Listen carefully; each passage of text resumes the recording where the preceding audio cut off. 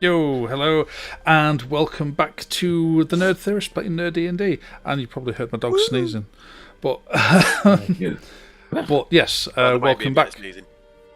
But yes, as far as news goes, Dave, what have we got for channel news before we actually get started? Channel news, goodness me. Okay, so. We have got an apology from me that I promised you Halo videos 2 weeks ago, and I have done none. And that is because I am still watching Halo, and I'm finding it moderately enjoyable. I think it's episode 5 or 6 this week. I can't remember where we're at, but I will do a sort of a en masse look back at all of those. And middling positive reviews so far. Gaz is going to continue talking the old world with us. He's been doing vampire count videos at the moment because, well, he's just printed 1 million points worth off, so he's got to do something. Tom, I assume, is going to be back on with more Avatar: The Last Airbender. Possibly. Given half a chance. He's done a review of 1 to 3, Maybe. so we're hoping for 4 to 6. It's very good. When we figure out the streaming settings, we're all going to get on with Andrew and do a bit of a paint along as well. So, logistics of that are a little tricky, but as soon as we figure it out, we'll get on it. As soon as we're sorted, painting cams, face cams, making sure the streaming software's in the right place, we'll be fine. So, yeah, that's that. Plenty coming up. And if there's anything you want to see, do let us know. Yeah, lots and lots coming up. And as far as D&D goes, we are now set as a podcast, so you can check us out on YouTube Music as a podcast to make it much easier to listen to our D&D sessions on the go. So, thanks, Jack Hewitt, for giving us that idea as well. If you're listening, thank you. And cheers, Jack. Yeah. So, Jack Hewitt. unless it's all right. Don't worry about it. So, a follower, an actual follower who suggested, who I know. Thank you very much for listening to us. Who suggested we do it as a podcast so we can listen to it at work. But but anyway, unless there's anything else, we will dive straight back into Hatheria. Just before we start, I'm going to repaint the giant. I'm saying it now. Oh, I thought you meant before we actually start. You're going to quickly... No. No. I can't. Just painting in one session. Yeah. I can't back out of it if I say it on the stream live. I am repainting the giant. I'm doing it. Because if anybody watched the last video of, the paintings part of it did not turn out best. You weren't happy with it, anyway. Let's say. In fairness, neither was the build part either. You weren't happy with the No, I wasn't happy with any of it. No. Well, the unboxing was great, and it was all my fault as well. It's not like I could blame anyone else. So everyone was just like, "Well, of course it doesn't stick together. You didn't warm it up. You got to put it in hot water first." And I did not know that at the time. Every day's a school day, so every day's a school day. Yeah. Well, it is. I work at school. What do you mean you got to put it in hot water?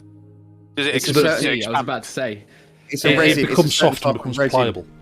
Yeah. Ah, right. Okay. So in the box, it got slightly bent out of shape, so it wouldn't stick together properly. Right. And I didn't know at the time, but lots of viewers pointed it out that if you ever get that, you can just put it in hot water so it softens up, and then push the two parts together, and it reshapes it. Ah. So you don't end up with big gaps. There's Smart. a tip for your viewers. Well, you know. So, tutorial. modelling tutorials before D&D. Yeah. There you go. So, anyway. Now, join us for some actual modelling tutorials when we finally get our act together. When we actually put more on. So, give us a like and subscribe, and you'll be able to keep up to date with all of that. That's that. We got to like and subscribe in there. Previously, on Hatheria. On a mad dash. It's been over a week's worth of travelling to attempt to head over the Arbarath Mountains and get into Alzadora before the Hatherian army reaches there and lays waste to it, or whatever else they are going there to do. And you're heading there to attempt to warn them or do something ahead of them getting there, seeing as though with a big army they're having to take the long way round. But having now reached a fort called Bridge Reach, which is seemingly been held by a group of dwarves, long lost kin of Grom, but seemingly mysteriously dying at an early age, especially for dwarves, dying in their early 20s. And because of that, their history, which is normally passed down by word of mouth and song, has been lost over many generations of very short-lived dwarves. But you, in your investigation, discovered they have been seemingly eating children found from a nearby town. Yes. There's no easy way to say that, is there? There is no. I was like, I was just trying to get it. I was like, how do I phrase that? It's like, no, that's just exactly what's been happening. Which you did find one young boy captured and held in a small cage in their meat cellar, effectively. Oh yeah, I forgot we found him. You did. In the Meridian's, everybody's anger, Meridian flew off in owl form to the nearby town, and you reformed back into your human shape, and you used, your cantrip to be able to... I used a voice. cantrip to project my voice. There you go. Into request aid from this town. What was his exact words? Oh, they were. You have to catch up in the last episode on our YouTube channel to actually hear the exact words. I was really wound up. I mean, Meridian was really wound up, and I thought, obviously, they're going to want to help. But then afterwards, I thought, oh, they're in on it, and I've just basically committed suicide by a villager. Well, we're about to find out. You landed. You did this small speech about we've found a boy. We need your help. Come out, basically. Where you actually first landed, there was somebody who saw you, and they were very shocked, almost for the fact that they stumbled back, because there was a flash of light as you kind of reformed back into Meridian. Human form. The human form. Wizard node. Sorry, not wizard.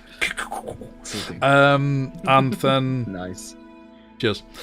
They were shocked and stunned for a moment, just stood there with their mouth open, a little stunned as you were talking, and as soon as you stopped, they turned and ran, and then went straight into one of the nearby buildings. What are you doing, Meridian? Was it just one villager? Yeah, just the one person you could see at this moment in time. And he just ran into a nondescript building. Yeah. Seems Okay. this one building, say it's nondescript. It is run down, but it has obviously had repairs done to it to some degree. But this one building is a little larger than a lot of the others nearby. Well, they obviously give a shit about the kid then, don't they? And this fucking person terrified. looked scared. They're scared. They were shocked. They've obviously just not expected any of this, of what you've just done in front of them. A bloody sorcerer turns up as a giant eagle and then turns into a human and then But just normal-sized owl. I was subtle. I mean, I turned into a human in front of him, but yeah, and then you're in daylight boosted as your an owl, voice. right. Then, Well, I'm gonna just stroll up to this door of the building that he went in. I take it he shut the door behind him. Not overly, not really. Oh, Just kind of just burst through the doors. He didn't take time to close them behind him. Okay, I'm gonna walk to the door. This episode is going to be titled "The End of Meridian." As I'm gonna purposely fast stroll to the door. Sure. But I'm gonna cast Blade Ward on myself. Cantrip. Okay. As I walk, and I'm just gonna push the doors open and see what I can see. Sure. You open the doors. and you look within, and in this room, which looks to be what is effectively a serviceable hall. And within this hall, there are a couple of people dotted around, but primarily you see the one person who had run away from you crouched down on the floor talking to an elderly gentleman sat on a chair in front of one of the large tables. And then they turned to look at you and was gesturing towards you as he's still talking to him. And the elderly gentleman gets his walking stick and prizes himself up. And he's like, please come in. Come. We heard your arrival. Please take a seat. Talk to us. How many people are in here? There's the elderly gentleman, the one who ran away from you, and just two others. These two others, one of which is a woman in around, say, a late 30s, early 40s, who seems heavily pregnant. Also sat by a fire. And there's another lady who just seems to be just mind her own business at pottering round. You can get them all with a fireball. Are any of them? Are they armed? Visibly armed? Any of them? No. One's got a broom on them. If that makes any difference. Well, you Which broom? Yeah, it does. You've clearly never upset a Nigerian mother. A broom is a very lethal weapon. Yeah, all right. I'm gonna make sure the door stays open. I'm not gonna pull the door shut behind me. And I'm gonna walk in and take a seat. Sure. He gestures to the seat opposite him. Welcome. I wish we could welcome you in happy times, but these are not. You say you needed our help. There's not much help we can give. No, clearly. Well then, information. If not physical help. Some information, maybe? What do you know of... By all means. Of Bridge Reach?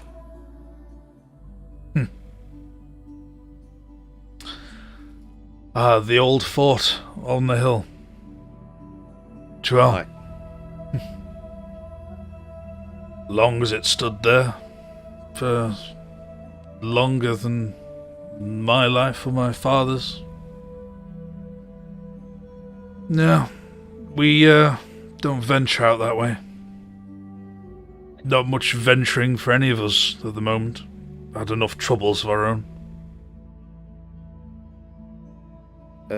Disease troubles? No, nothing like that. Long-standing generational troubles. This was once a bustling town. Since the war, a lot of people here died, naturally. But,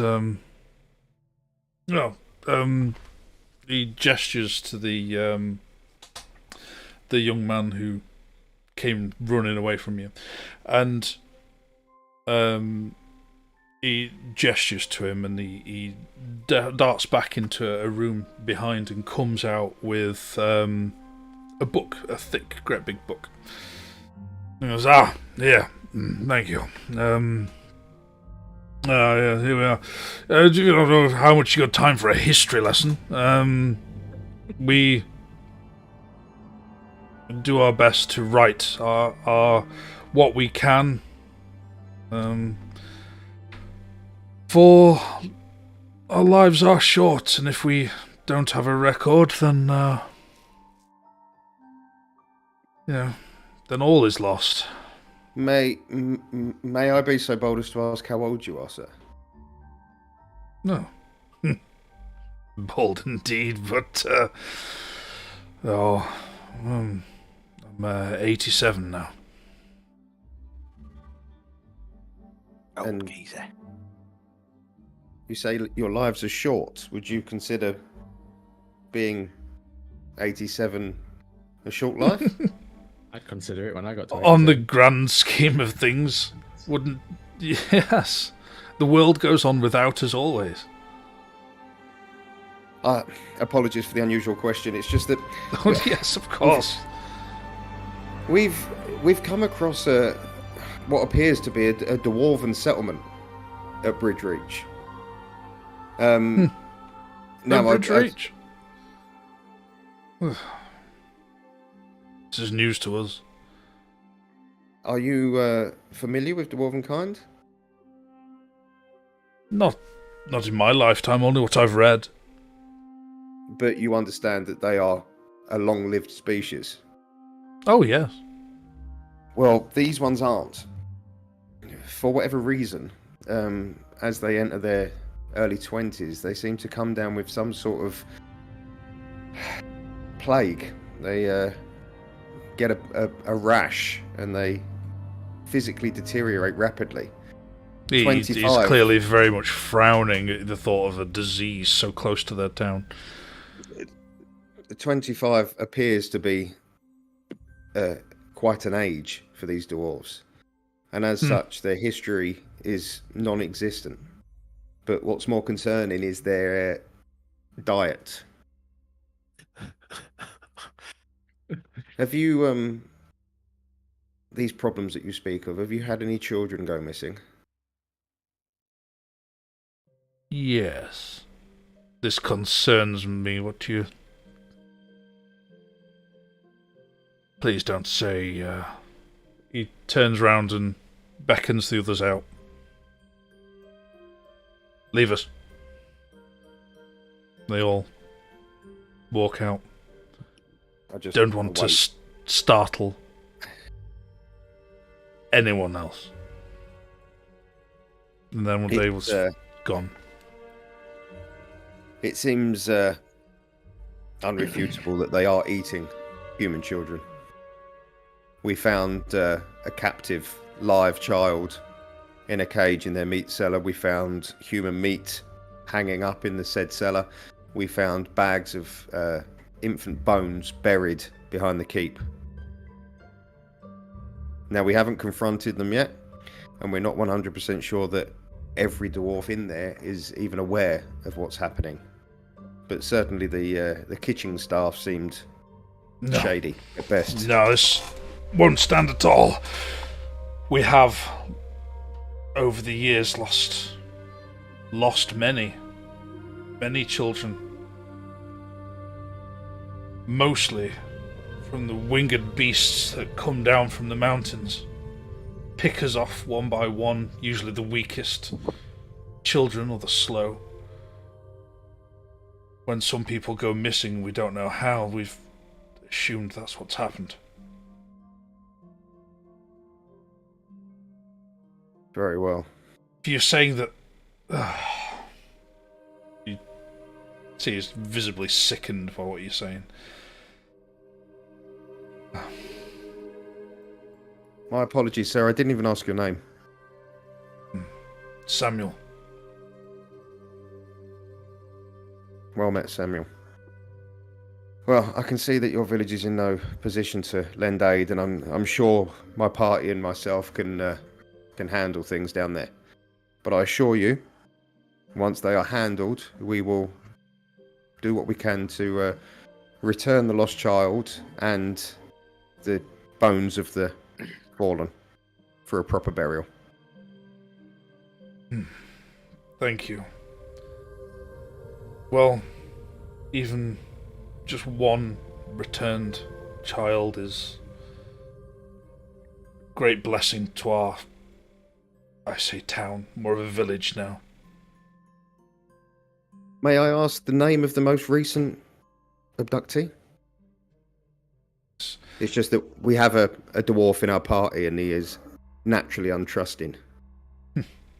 If I called him by his name and said that Samuel was sent help, there's much more chance he'll come with us. Of course. It's Jeremy. Jeremy. And your name, good sir? Meridian, sir. Meridian side of Angel Run. Meridian. And he slowly stands up, squares himself, goes to shake your hand. Yes, I shake his hand.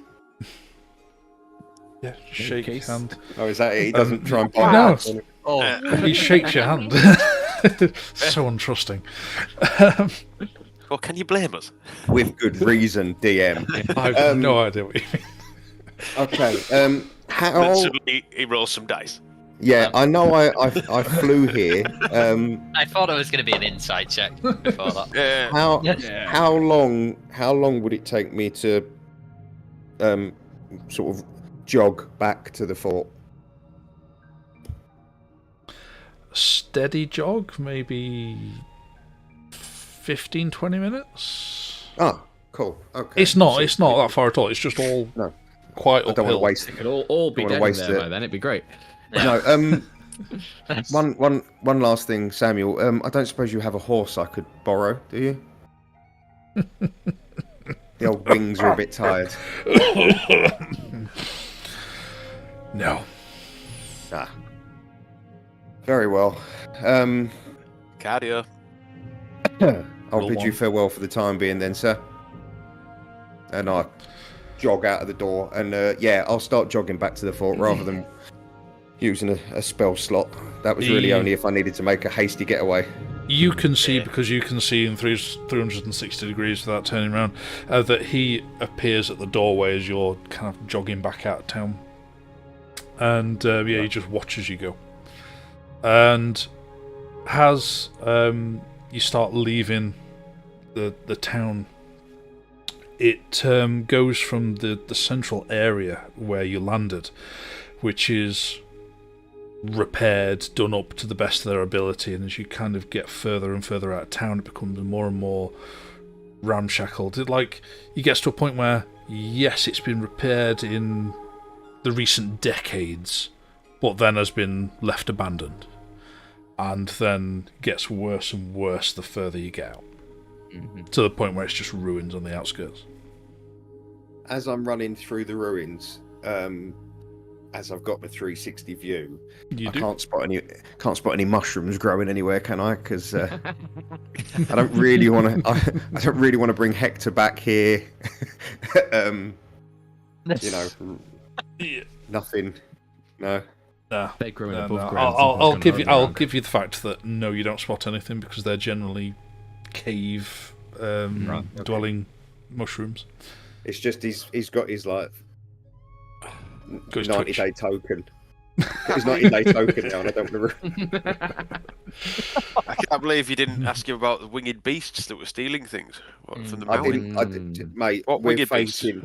facing dwarven cannibals, one problem at a time. Winged Ignorance is beasts bliss. that are taking Teenage children. dwarven cannibals. But you see, now when I get back to you guys and we get attacked by winged beasts, I've got deniability. I genuinely nice. don't know. No idea. Yeah. One problem at a time. We'll come back. Okay. We'll save the kid. We'll kill the dwarves. We'll come back and say, "Oi, Sam, what were these winged beasts you were talking about?" So Meridian gets a jog on, literally. So, meanwhile, Meanwhile, back in Bridge Reach, you were all still in this meat cellar with this scared Grom has got boy. both hands on Meridian's chest and he's like, wait, just Meridian, wait. you mean No, Cadell's. Cadell's chest, sorry. I'm gonna say, how long are your arms? All the way over Like there. Mr. Tickle. Mr. Tickle. No, listen, right, no, I know. I'm Just borderline wait, raging look, at this point. Not quite. Yeah. about to be. Slap his knees a bit, tell him to calm down. Listen, wait, no, come on. Just look, you can kill them if they're bastards. But we don't know they're all bastards and they're my kin. Sort of my kin anyway, so you can't kill them all. So wait. You best talk fast, little man. I'm talking as fast as I need to talk, but right now we're gonna go and rob a cook. Had we opened up the cage that the boy was in?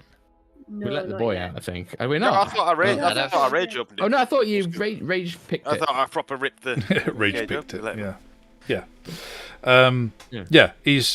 It's open, and he's out of the cage just because he couldn't even stand in that small cage, and so he's stood, but still standing away from you as best he can. Okay. Grom, Cadell, Helena, Thunder, just watch the child. Oh yeah, that's a So good idea. I'll move them to without of earshot. Yeah, leave the poor kid with an Althadoran. Yeah, So- sorry. Thunder just kind of sits cross-legged on the floor and just starts strumming a tune to him. And he starts, Thunder's a child. He's a child at heart. I was going to say, and if it was a female child, I'd be worried, but a male child, as far as we know, probably safe. Little boy, like you, I was in cage. No, we've got cannibals. It's not going to paedophilia as well. Like. It's male. If it was a female one, he'd be said that. I can wait. I think, anyway, what was Hector doing? Anyway, I think if Thunder watches the child, maybe gets him out of here because he probably shouldn't see what we're It's not a gonna bad do. idea. Now, what are we thinking? What's the plan? Well, someone in that kitchen must know what's going on down here. So I reckons I take the big man, because he's looking mighty scary right now. And I go pick that lock up there, and we steal ourselves a cook. And then when we come back down here and have ourselves a small interrogation. chit-chat. Aye. Sorry, Right, I came find out a over all few things. southern then. I didn't mean Okay. to. That sounds good. All right. Aye. I'll go back over to Thunder. Thunder, can you, hey, little man. This is my Alzadoran friend. He's good at music, right? You like the song? He's Okay, nodding well, to you. he's gonna take care of you. He won't let any of the little guys come anywhere near you. Thunder, you take him to that tower. You keep him in there. You make him safe. Use that lyre if you need to, but we'll come Make get you him when safe. it's done. Yeah. Yeah, Okay. I've got a vision of Thunder playing Baby Shark on his lyre. Bling, bling, bling, bling, bling, bling. No. Too late. Too late. Guys, you bastard. Yeah, Cannon so now. I'll take it away.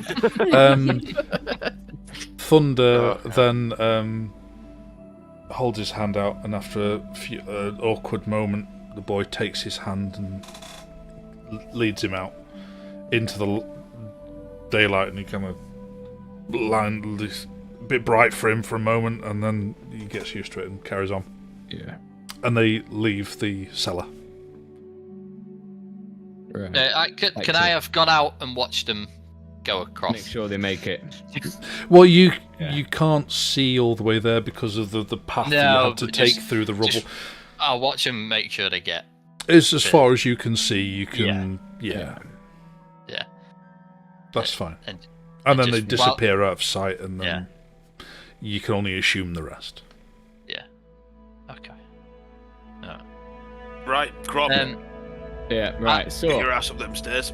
I'm gonna stealth up the stairs Okay, and make sneak me a way. stealth check. Yeah, there's I'm no gonna point me trying to stealth up them stairs. No, you wait down here till I've opened it. I'll guidance myself as well.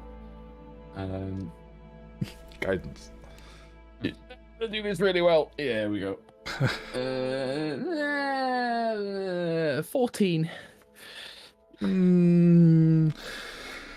You He's get small. to the top of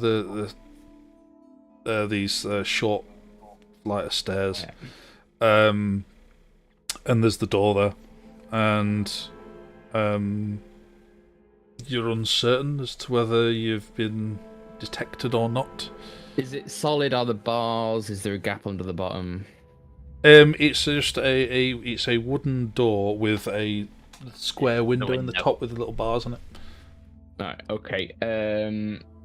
very carefully, and using the little mirror in my thieves' tools, I'm gonna do a sort of a Jack Bauer and sort of creep and see if I can see around the corner and see if I can get a skeg of the kitchen without being discovered. What, through the window, or are you opening the door?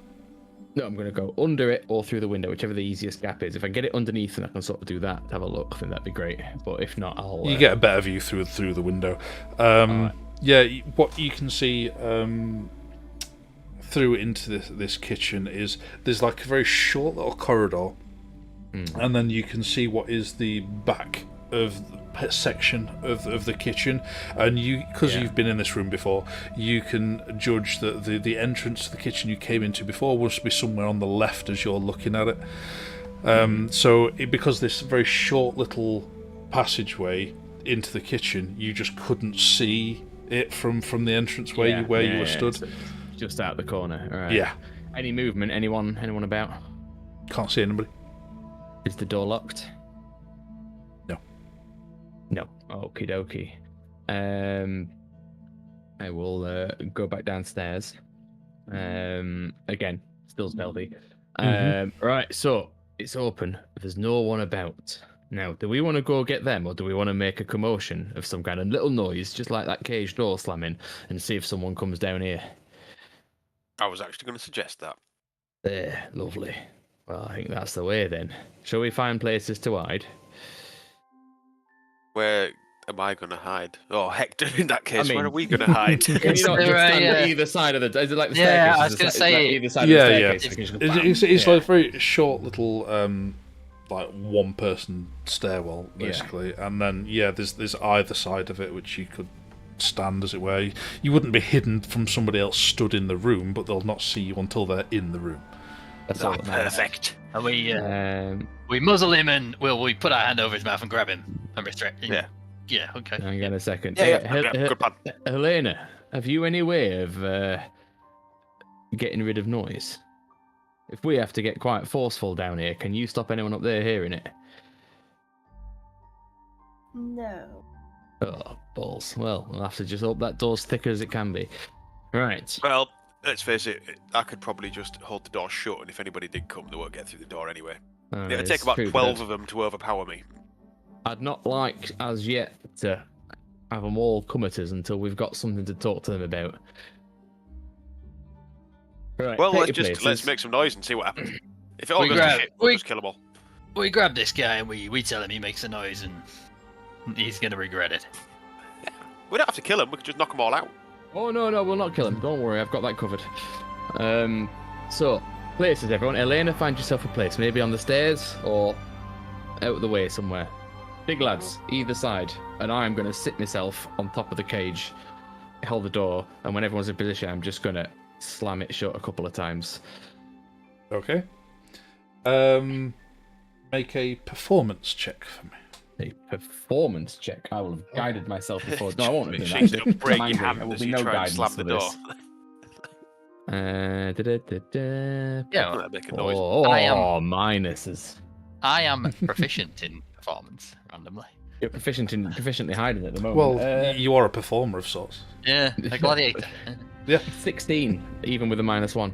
Oh, nice. Oh, that's nice. Yeah. You then make a suitable ruckus, and then wait. Yeah, cold. Yeah. I like the thought that if he'd rolled a natural 20, he would have done the EastEnders. Actually play a tune on a nat 20. Loud enough for thunder to pick up the theme tune in the tower over the way. But you're waiting. Yeah. You're waiting some more. No movement. No sound, no movement, no commotion or talking. Can't hear anything. Right. I'm starting to run out of patience. I don't think it's worked, Grom. No, I don't think it has. I think we may have to step this up a touch, and I'm gonna rummage in my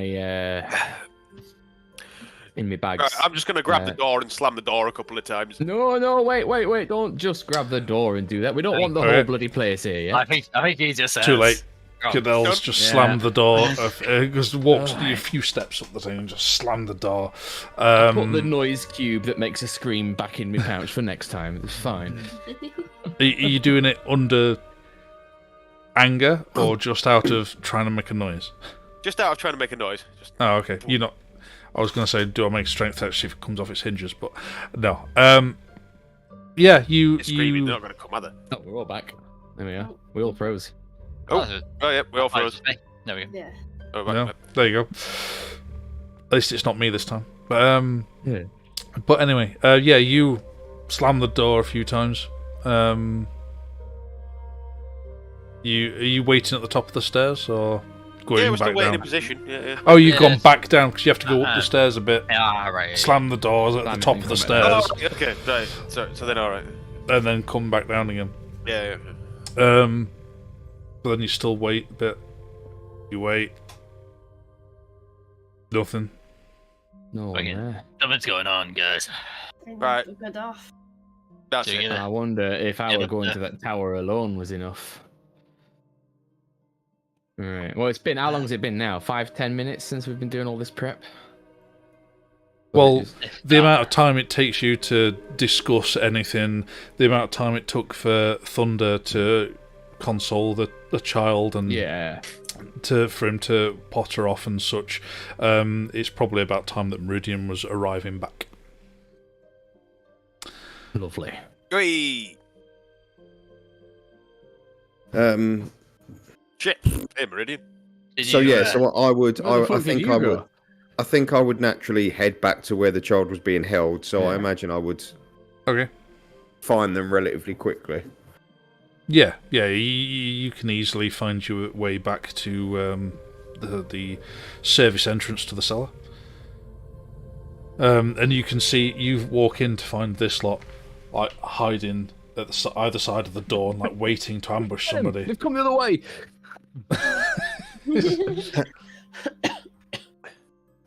So I just walk in like that, and I just like either side of the door. I'm just. Cadell accidentally punches Meridian. Whoops. I'm a sorcerer that would probably kill me. Roll an attack. Where'd you get to, Meridian? Yeah, where the bloody hell did you bugger off to? Well, you said that there was that village. I just assumed there would be answers, and there were, but probably more questions. So the children are coming from that village. It's a human village, but it is decimated. There's very few people still there. Most of the village is rubble. They can't lend any aid. They don't seem to have any weapons. They certainly have no horses. They're not all teenagers, right? No. I met what I assume was the village elder, and he was in his 80s. They don't seem to have this issue, but they did confirm that many children have gone missing. I assured them that we would return young Jeremy, is his name. Jeremy. Back to them. Oh, Jeremy. And the bones of the dead, if we can, just so they can give them a proper burial. I'm sure we could do that, but we gotta get to the bottom of this problem first. We can't leave these people here if they're gonna keep doing it. You see anything weird on the way in, Meridian? No dwarves running around or anything. We've made a noise, but nobody's come check it out. No. Alright, let's. Right. Should we get in? Let's get in that kitchen and Should we find get them. in there? Yeah, that's enough now. Let's go. Alright. Right, Come on, everyone. I'm gonna go up and Kiddo's walk like, out into the kitchen first. Let Grom lead the way. Yeah, all right. I pick Grom up and put him in front of me and kick him up the ass and go on, then you go first. I backhand him with the butt of my hammer and then carry on. Yeah. It's all right. Alright, so yeah, Grom, you open the door, burst into the kitchen to an empty kitchen, effectively. There are no dwarves in there. Is it still active? Like, is the heat, or has it been in use recently? Has it just been abandoned? It's been in use needed? recently. Right, okay. It's been in use. You feel like they're just they haven't fully tidied away after themselves, but it's been in use. Like they've cooked. You can still smell meal times. Yeah. You smell the human. Eating You children. smell a meal in the air. A meal? Munching. Is that another kid? A meal. Yeah. Well, they're all munching, aren't they? There was plenty of stuff hung up in there, weren't there? A bit of a meal. A meal. Oh dear. Wow. Terrible. Really bad. So I didn't mention him. It's just Jeremy. Right, so yes. Oh, no, wait I for the suggest, rest there's two thoughts here. Either they're all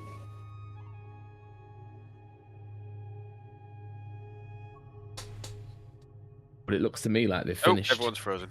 Yeah. Hang on. How Bits and bits. Oh, we're back again. There we are.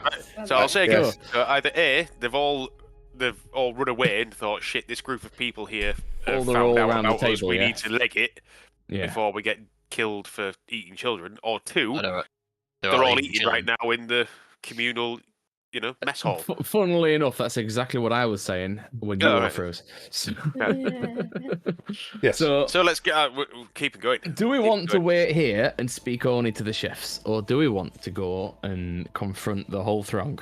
I've run out of patience now. Yeah. I know just you've run out of confront them. patience.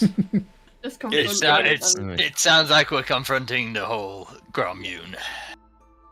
No, this is no Grommune. Don't you? Can I This is a facsimile of what it should be. propose an idea? You best talk quick, Meridian.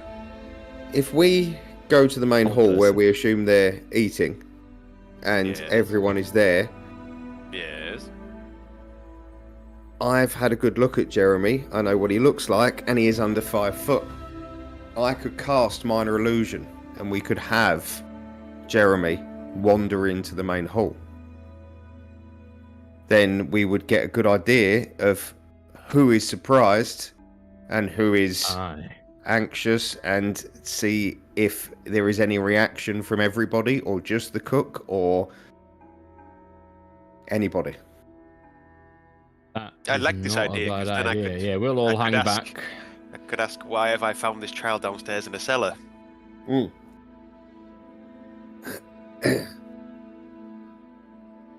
Aye, Ooh, just I like this that. idea. So you can Yeah. wait there. As I say, So we'll all hang Okay. back, and Goodell Right. walks in with the image of Jeremy. oh no, let me do this. Cadell can wait. He's the muscle in this case. I have to confront these people myself. I'm sorry. Yeah, I'm just walking behind Grom. I'll let Grom You can do that. loom, and you can loom Grom can- effectively. Yes, I will be. Do not swing your fists or your weapon until I give you the nod. When we get you into the don't room, need I'm head just gonna stand behind you with my arms folded. Aye. Yeah. Okay. That'll be me. Right, let's go on. Effective looming. Okay. Yes. You head down the corridors. You've been given a good tour. You know the way. With these are guys you- following closely behind. So where exactly were you heading to? Which to I the main assume hall? there's or- room for them all to gather in the main throne room. This is throne room. For a large portion of them, you think? Yeah. Yeah. Alright, let's go. Let's follow the smell and go there. Unless it goes Right. elsewhere. A large portion Fully of the announced. meal. Large portion, I like it. So Not a large portion, though, is it? They're tiny. You head the way that you know the way round. You head down the corridors and one round and to another, and then you get to the big double doors, and you can hear from the other side lots of talking, lots of jubilant chatting as you get at a large group of people having a meal. Mm-hmm. Doors are closed, yeah? Yes. Excellent. I will pick my hammer and I will shove them open so that they slam back at the same time as your illusion comes on. Excellent. And I shall Yes. stride in. Meridian casts his illusion. With a Cadell stomping behind it. Mm-hmm. Now look, mean, we've got this. I've got a sword. I've got a sword and an axe out at the same time, so I'm looking Oh, just hanging at your side. Oh, cross over. rather Where are we? annoyed. Yes. Sword and axe are out now. I'm annoyed. Over the shoulders. There we are. Yeah. Right. Flexing. So yeah, you burst open. Everybody's a bit. Oh, the fact that you've just burst these doors open. Sorry, excuse me. And yeah, you burst in. It's assumed that the image of Jeremy is at your side. Yeah. Nervous and anxious, but walking up with us. Yep. So, you can easily enough do that. Who in the room looks like really worried? Really, really worried. As in, who in the room looks at Jeremy and goes, "Oh shit"?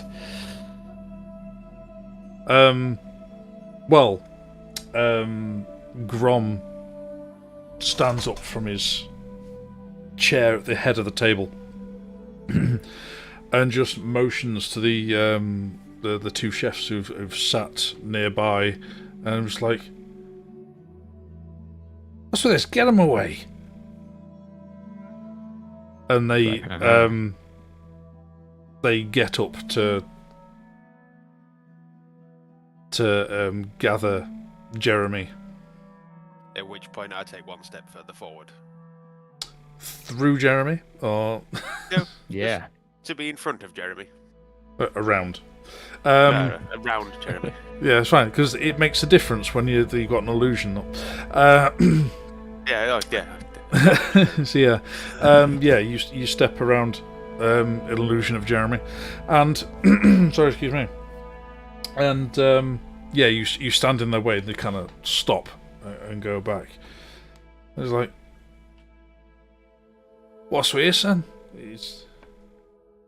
Today has been some kind of day for me. I'm sure you will understand the joy you have when you meet kin, and you haven't seen anyone of your blood, your stature, for many, many a year and a decade as I have. So today has been a day that's been both joyous and sorrowful, because I find that my kin are stunted. They don't last. They die as whippets and whippersnappers. They don't make it to adulthood.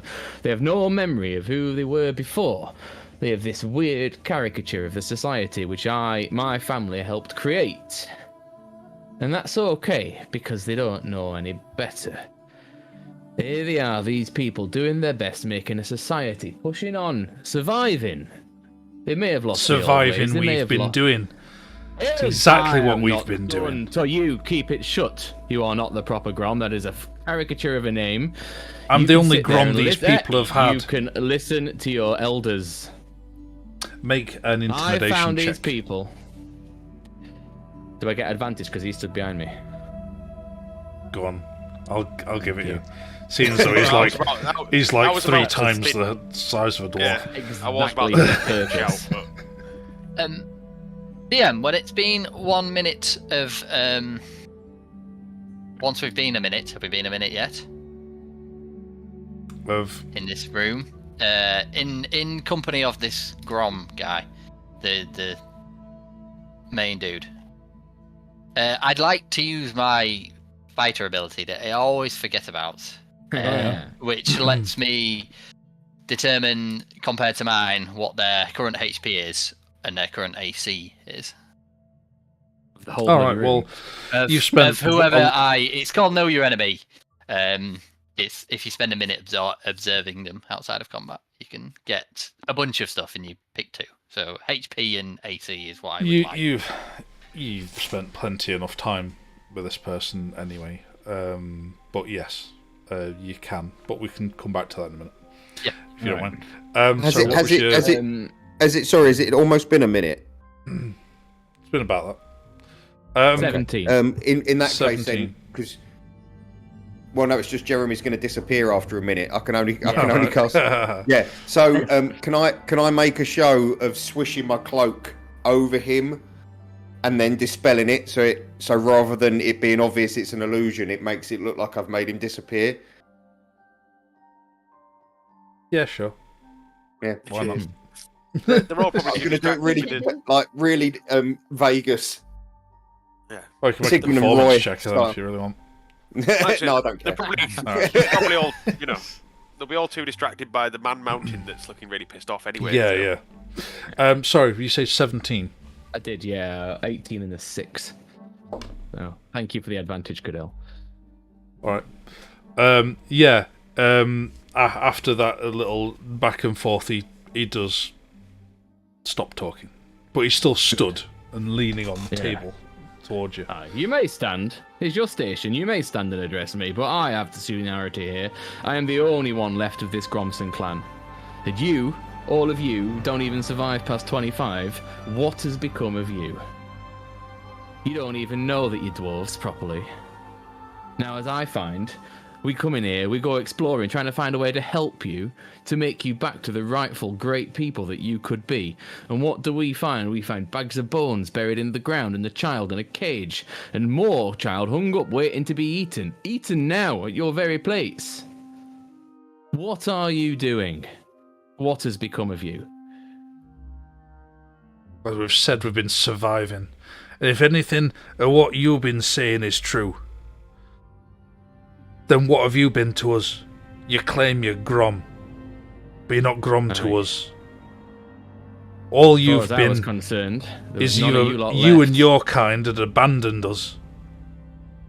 We survived best we can. Imagine my joy today to find that I had kin, after I spent all those decades in a cage. Like that lad, only nobody ate me. I wasn't given a swift release. I was forced to work for them tall ones. I was forced to use my skills, keeping up hope, but I did not waver. I watched my family die. I was taken. And yet when I come here and I finally find people of my own blood, you're so twisted, you're so broken, that you're eating children that you're stealing from them poor folk at the town up the way. That town used to be ours, alright? That was one of 3 that made up our Grommune. This place was nothing. This place weren't here when the Grommune was a thing. I was not alive to see it, but I remember I was taught the stories. Okay? You have not passed these stories down well amongst yourselves. Now, I do not know what has happened here. You are Grom no longer. You are my people. You will listen to me. We were going to change this. You want food? We could teach you.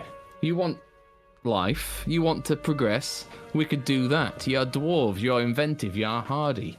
Why on earth do you capture just children and eat them? And then why do they bury them elsewhere like you're ashamed of yourselves? Now, at the moment, this place looks like a cancer to be cleansed, but you're my kin, so I'm giving you one last chance. Explain yourselves. You might talk big,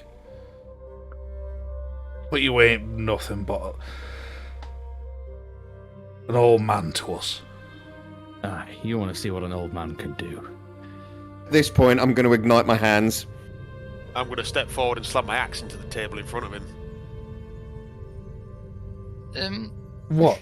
You intend to kill us all for surviving? No, I intend to teach them. I will stop you if I have to. But you're only young. You yet can be set right in your ways. Who taught you to eat children? How many knows? Does everyone know? Do you all know? Ask around the room. Are you all okay with this? They all kind of look at each other. None of them are surprised at the news. Okay. How many are we talking? Yeah, is this as a general gauge? Is this everybody that we've seen in the whole place, or it's not everybody? No, select few. Yeah. How many? You're looking at 30 to 40. 30 to 40. Okay. 30 to 40 prepubescent dwarves. Good. All right. Would you not like a better way of life? Would you not like some help? Would you not like to maybe live your full length of your life and redeem yourselves? Help them folk in that town come together. Why do we care about folk in that town? Because you only live till you're 25. We live a good life. There's a man out there looking after the folk in that town. Better maintained than this place. And you're dwarves, you should be ashamed of yourself. Better maintained than this place. He's 87. He's still leading his people. There'll have been 4 of you in the time that he's been leading his people. We can help that. You should be better than this. I don't know if you're cursed, or if there's something in the way you live, but what I do know is that this ain't right, and something needs to change. Be that as it may, your kin. I'd like to see you survive. I'd like to see you set straight. We're kin or not, we are surviving. And you ain't no Grom of mine. You ain't much more than ghouls. My children. This is our home. We welcomed you in. I suggest you get grateful. out. I was happy to see. No. Out. Out of this. What say ye? How big's this? What will you do when we leave? Table? How big's this dinner table? Pretty hefty. Give me a measurement. Come on, GM. How big is this table? You're talking a good like 10 feet wide, right? And it's mightily long to be able to fit like 30 people down it. It's like 15 either side. More than 20 foot long? Why? What are you talking? Or are you thinking of lightning? I just wondered how big the table was. That's all. Fireball. I mean, I like my carpentry. Yeah. More than 20 foot? Less than 20 foot? It probably is about that to be. Oh no, 20 foot. 15 people either side need more than a foot. So no, to be more than 20 feet. We'd say 25 feet. At which point, I'm going to grab Grom, as in mini 25 Grom. to 30 feet, thereabouts. Not the real Grom, the other Grom. Just going to grab him. The anti-Grom. Go for the neck. Yeah, the anti-Grom, and go. He's at the far end of the room. I was going to say, I think we're miles. We're miles away. We're way away. He's in front of us. We're good, like 40, 50 foot away from this fella. I just want to know why he's eating fucking children. Sorry. And the whole room, none of them look shocked. No. None of them. No. Grom, I'm sorry. Meridian. I'm one step ahead of your son. Fireball. Level 4 fireball right in the middle of the table. Alright. Christ. So are you purposely trying to include the Grom the Younger? I'm trying to include every single fucking dwarf apart from our Grom. Well, so you'll not fit all of them in it. Shit Grom. Is it 20 foot radius or 20 foot? It's a 20 foot circle. Yeah. Diameter or radius? I'll tell you. Hang on. The whole table is going up in a fireball. It's radius. You can easily catch everybody. It's 20 foot sphere. Oh. Oh, 20 foot radius. Sorry. Radius. No, you can easily engulf everybody. That's fine. Go ahead. Yeah. Right. Level 4. 40 foot sphere. So it's the massacre of the dwarves.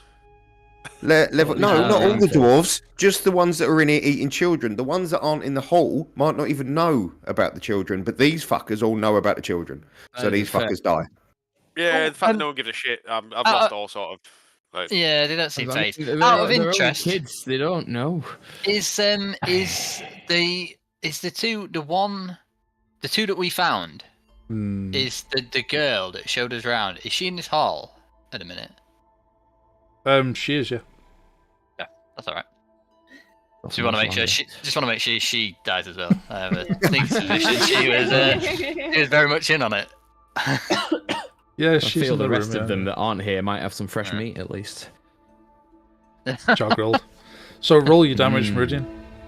Right. So yeah, it's a Dex saving throw for everybody within. Yep.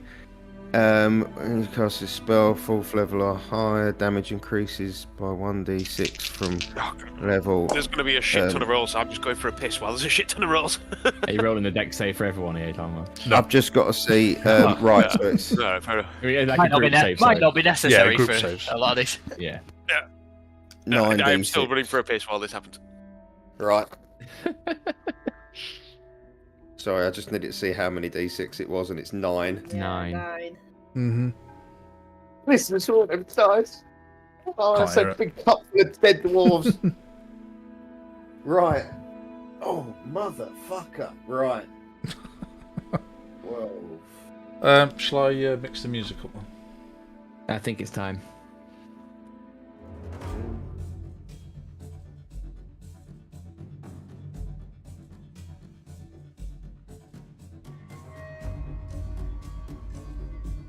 35. Okay. You send this fireball screaming into the room, and then everybody ignites in the massive, literal ball of flames, and they're all screaming and dying. And as the screams fall one by one, till there is nothing but silence and the crackling of burning flesh and wood in the room. You just burnt 35 child dwarves to a cinder. Cannibalistic child dwarves. Yeah. No part of this feels good. But oh, I don't know. I quite enjoyed it. Aiden, they're all dead, mate. What? They're all dead. Killed them all. Dead. What? I'm dead. No. They're all dead. They're all dead. Oh god, I thought you meant I'd died. I was like, what the hell? No. Yeah, insta-death. You know what was really funny is Roll a I new just said character. I just said to Kerry, I was like, long story short, Gaz has just fireballed a table of like 30 dwarfs. She went, yeah, that sounds like Gaz. Yeah. So yeah, you. I didn't even. There was. After that, I said, oh yeah, they were all eating children. But before that, she was like, yeah, I was Just like, yeah, shocked. whatever. I was like, yeah, fair enough. Yeah, sounds like So yeah, you've sent this fireball in. There were screams and screams until there is nothing, like I say, but the sound of the fire. Nice. I'm very sorry for how this has gone, Grom, but they've been stealing and eating kids. I mean, Grom I don't is know. quietly shedding a tear at this point in time for what might have Unfortunately, been. there was no negotiating with them. I don't know how you can come back from that. Well, For all we know, Grom. we've wiped out half the town in one go here. I'd like to not kill the other ones if we can. Well, if they're not eating children, then fine. But these were cannibals, Grom. No, And they were yeah. But if we've killed diseased. the ones who are in charge of it, then maybe we can change the rest. Well, very they well. technically weren't cannibals because they weren't eating their own, but they were still No, they weren't stealing cannibals, children. you know. They were Yeah, it stealing was still not children very and eating them pleasant. happily without issue. These were dwarves. Not like the dwarves you've told us about, Grom. These were a shadow of their former glory. But what could they have been with the I'm right not- guidance, hey? We'll I'm find. not really entering into the oh woe is me conversation as much as I do like Grom. I'm just going to turn around and walk out and just as I'm going, just say the only thing I'm sad about is that was a glorious table. Walk out. We'll find a proper Gromian. I'm sure we might. Real dwarves. But let's leave some people here. I'd quite like to put these with those people in that town. Let them You learn think- how to live. I think this place is a curse on them. You think that the people in the town will accept these dwarves I after think what they they've done? might accept the ones now we've taken the head of the organisation off. I don't know. And I think we could do worse than try. Let's go to infirmary, where they care for the elderly. Let's go find out who's there. Oh, I better get rid of my last level 4 spell slots. Yeah, level 4 as well. Jesus Christ. Level 4, kaboom, they're all dead. Okay, you're off to the infirmary. So you... No, actually, I'm following, to be fair, I'm following Meridian at this point because it's entirely possible he's going to Anakin Skywalker the whole fucking building. So, Meridian... Oh fuck! I just killed the younglings. I didn't even dawn on me. No, that's what you've done. You've just walked in, your eyes went yellow, and you've just massacred all the Jedi younglings.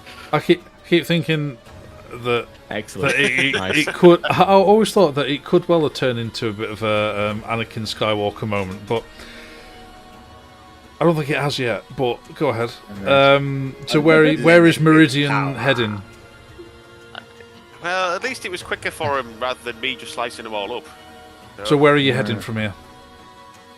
I don't know. I just stormed out. I didn't even think about it. I've probably walked into a cupboard So you walk out. You've been Donuts given in the it. tour before. You know. Oh yeah. Your way round. So yeah, no, I'm gonna walk out of the main hall and just see if I can see anybody.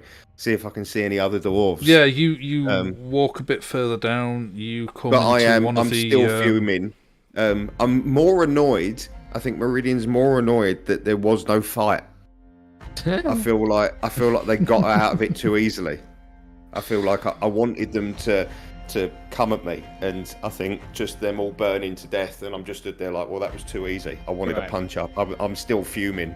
My fingertips are still smoking. You head down further down to the kind of the next room you knew of.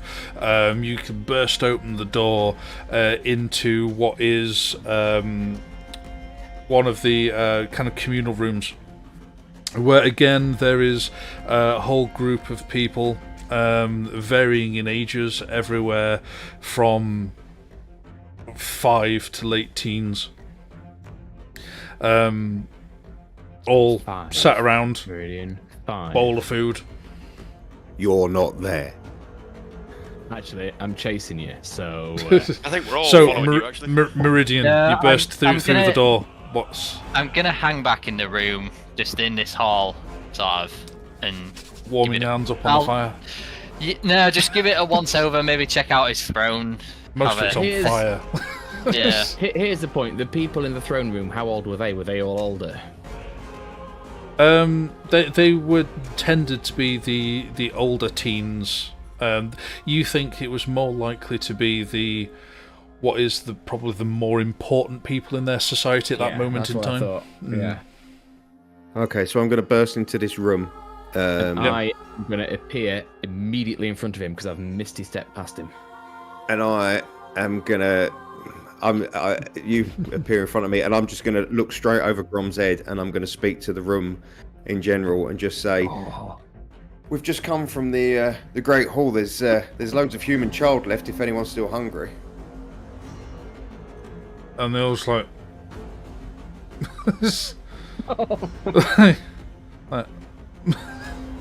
Are they eating?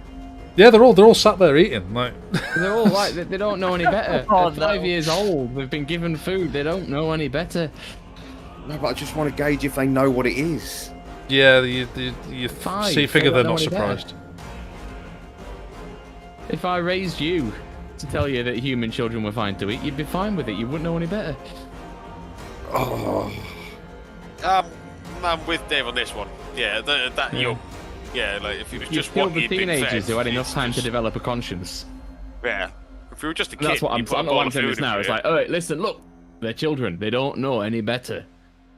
Okay, they don't know what they're doing is wrong. Let them be. We'll fix them. All right, we'll fix them. They don't know any better. Right, Meridian's going. To where? Just out of the fort. Hey, Meridian. Go find Jeremy. In the tower. No, young Jeremy's in the tower with Thunder. Go look after him. Yeah, alright, yes. Clear. I need to get out because Meridian's just going to start burning people. Start. Continue burning people. Okay. We've had a tour. Would I roughly have an estimate of how many dwarves are still left alive in this place? There's at least half of them, isn't there? Oh no, there's more? Quite a lot. You think there might be anywhere between 60 and 100 left, maybe? Look at it this way: you wiped out 1/3 of the town. Yeah, no, Meridian's got to get out of there, so I'm going to go out. I am going to head to the tower, but I'm going to get outside. I'm going to get out of the fort. I'm going to sit down on a wall. I'm going to pull my pipe out of my robe, and I'm going to have a little smoke. I need to. All right. You head back to the way you initially came into the fort when you first got there, and just kind of sit on the edge of the ruined building, or because it's all up on the first floor, and just dangle your legs off and get your pipe out. I would just have a moment. to yourself to clear your thoughts. Every cloud of smoke forms a profanity as it comes out. It's like, yes. So it was me thinking I was going to massacre a load of dwarves today. Well, the opportunity was taken from you. Yeah. Dude, I've just killed 35 people in one spell. I'm so proud of myself. Just that's the most damage dealt in one spell. 35. So when we get back to Angel Run, I'm having that tattooed on my ass. Grom, oh. what are you doing? All right. Hey, so I'm going to sit down next to one of the youngest ones and be like, hey, what is your life hard? Do you like it here? Right. Do you want to live a long and fruitful life and maybe make it past 100 years? Like you should. Sounds That's ancient. what dwarves do. But you'd be fine. I'm over 100 years old. I could juggle you and your mates. Aye. I'm not an old man. I'm in my prime. I've got 100 and more years left to go. This is what you should be. Now this that you've got here, this ain't food. That's a person. Was a living, breathing person, and his friend is alive. We've freed him. But one day he's going to grow up to be nearly 100 years old. And he's going to have a family. He's not like a deer or a rabbit. This is wrong, and you don't know that's wrong because no one's ever taught you that that is wrong. But you're eating a person. You could be friends with that person. They're about the same age as you. His name was Emil.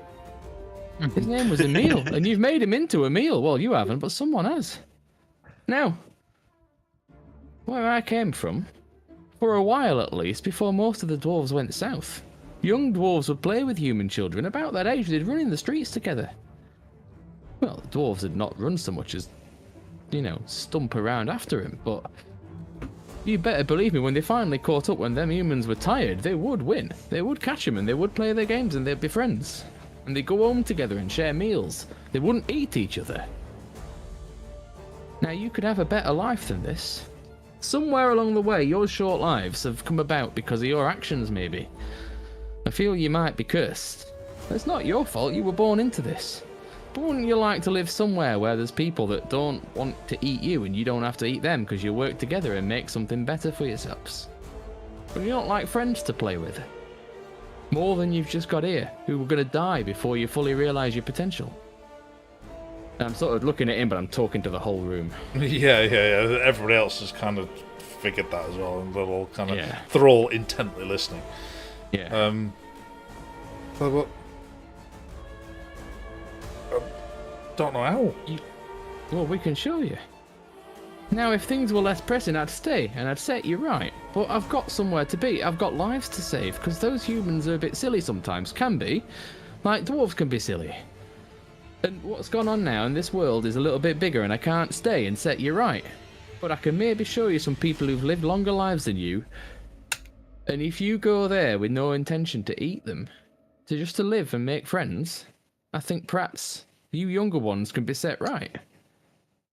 Would you like to see a different way? Would you like to learn what it means to actually live? And you kind of looking around at the other people in the room, kind of are like, why am I having to talk to this weird guy? It's like, why me? It's like, well, pause. Right. Can I finish this first? No, you can't. And I give him an apple. Have that. Alright? That came off a tree. Right. You plant a tree, it keeps making them. You can make pies out of it. Alright? I think we need to just cut our losses and get the fuck out of here. No, we're going to take him to the town.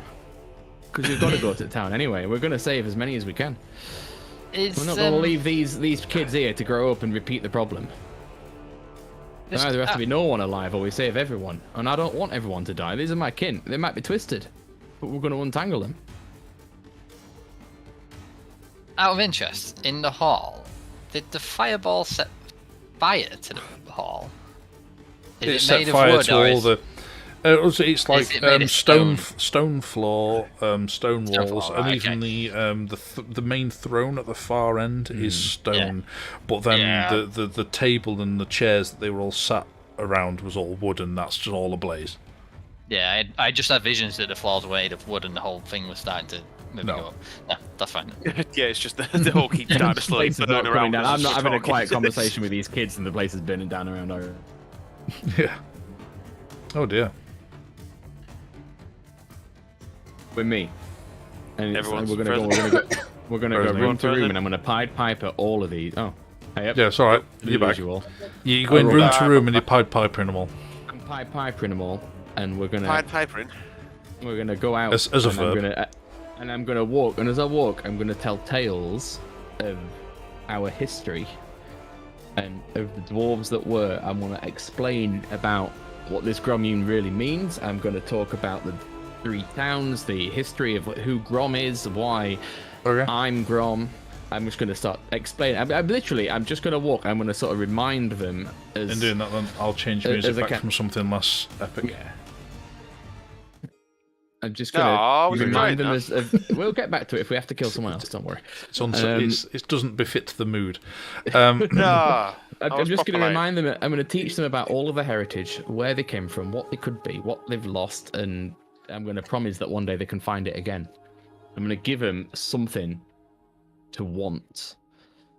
Well, as you've kind of gone room to room together, as many people as you want, there's you tend to find that your speech goes down well with the youngest, the really littlers, the ones that are even kind of like double figures are over. Tend to you get 1 or 2 that are like maybe 11 or 12, but then generally speaking, the rest of them just go no. I've got no interest. I'm not bothered. No, that's fine. As long as I take these and get these, you stay. You're not be here for much longer. We ain't perpetuating this. And as I'm walking out, and we've got them all, I'm just gonna whisper to Goodell that them who stay behind are gonna need to be cleansed. Hearing me out. Oh, it's a cleansing now, is it? Oh, when I did it was murder. But when you do it, it's a cleansing. No, I'm not doing it. He's doing it. The wording makes all the difference. Yeah. This is not an exterminatus. And while Meridian sat on the wall smoking his pipe, he notices that Grom's going around collecting them all of the dwarves in the building and getting them in a nice 20-foot radius. Yeah. Absolutely not. Which I am right in the middle of. Well, Handing out yes. bits of rations and whatnot. I have to them faith in and your dexterity saving throw. Yeah, sadly, it is quite good. You've tested it a few times, so it's fine. Yeah. I'm gonna Goodell nods and tell the rest. unsheathes on his Okay. axe and So little once- I'm gonna So- as soon as I see Meridian, I'm gonna wave him over to me, beckon him with a smile on my face and a friend, come over here quickly. Yeah, and Grom is beckoning Meridian over. Grom has behind him somewhere in the region of 40 very young dwarves. Yeah, all right. I'll walk towards him and power up the lightsaber just as I get. Like we're gonna have to do this, aren't we? Okay, right. Master Meridian. Yeah, no, I'm just gonna.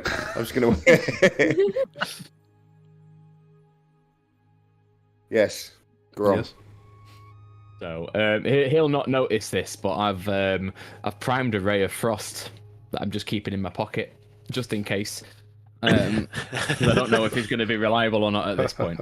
It's like, look, I know this is really cut you to the core, and I think you might have been right with that first room. I hate to say it. It saddens me to see kin die, but look around you, these children.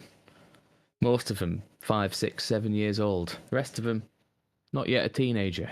They all would like to see a different life. They're all willing to try something new. They do not know any better. I want to take these to that town and move them in. That place is big enough for all of them. Let's start something new here. There's some that have stayed behind. Cadell's going to deal with those, they're going to cause no one any trouble. And that saddens me too, but I am aware that that needs to happen. But these would do well to start a new life somewhere, away from this place, away from this cursed place. Somewhere where maybe they can learn to live longer lives, because they're not eking out an existence. The human flesh that more than likely ends their life before they reach their prime. Now, you've been to this town. Will you come with me? Help explain to this person you met. Come. But I make no promises, Grom.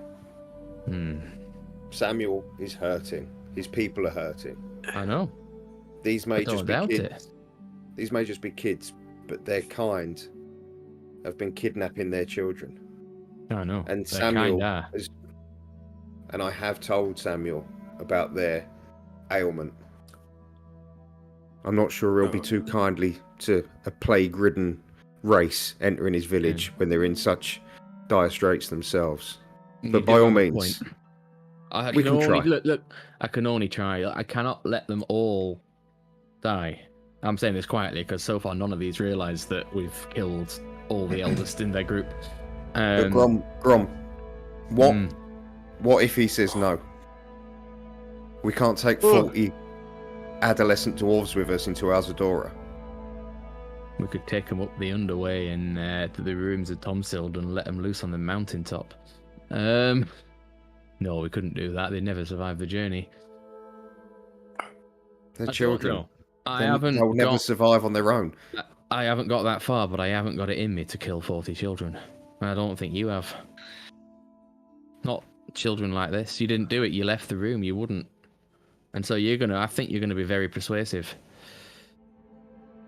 I have that feeling that you might be the one for us here, because I don't think you want to see 40 children die on your conscience either. No, but first, we get Jeremy and we get the bones. Aye, we do. We do all that.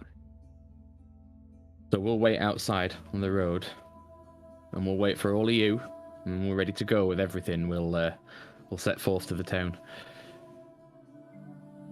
Very well. Okay. Children, kin, come. We're going to go and make camp. We're going to play outside for a bit. I'm going to wait for my friends to catch up. We have some amends to make with the people we're going to see, and we're going to take them, the remains of those people that they've lost, and we're going to apologise, and you're going to apologise, and you're not going to know what you're apologising for, but you're going to say sorry, and you're going to say you want to atone and you want to live a better life, and hopefully we're going to find you a new place and a new way to live.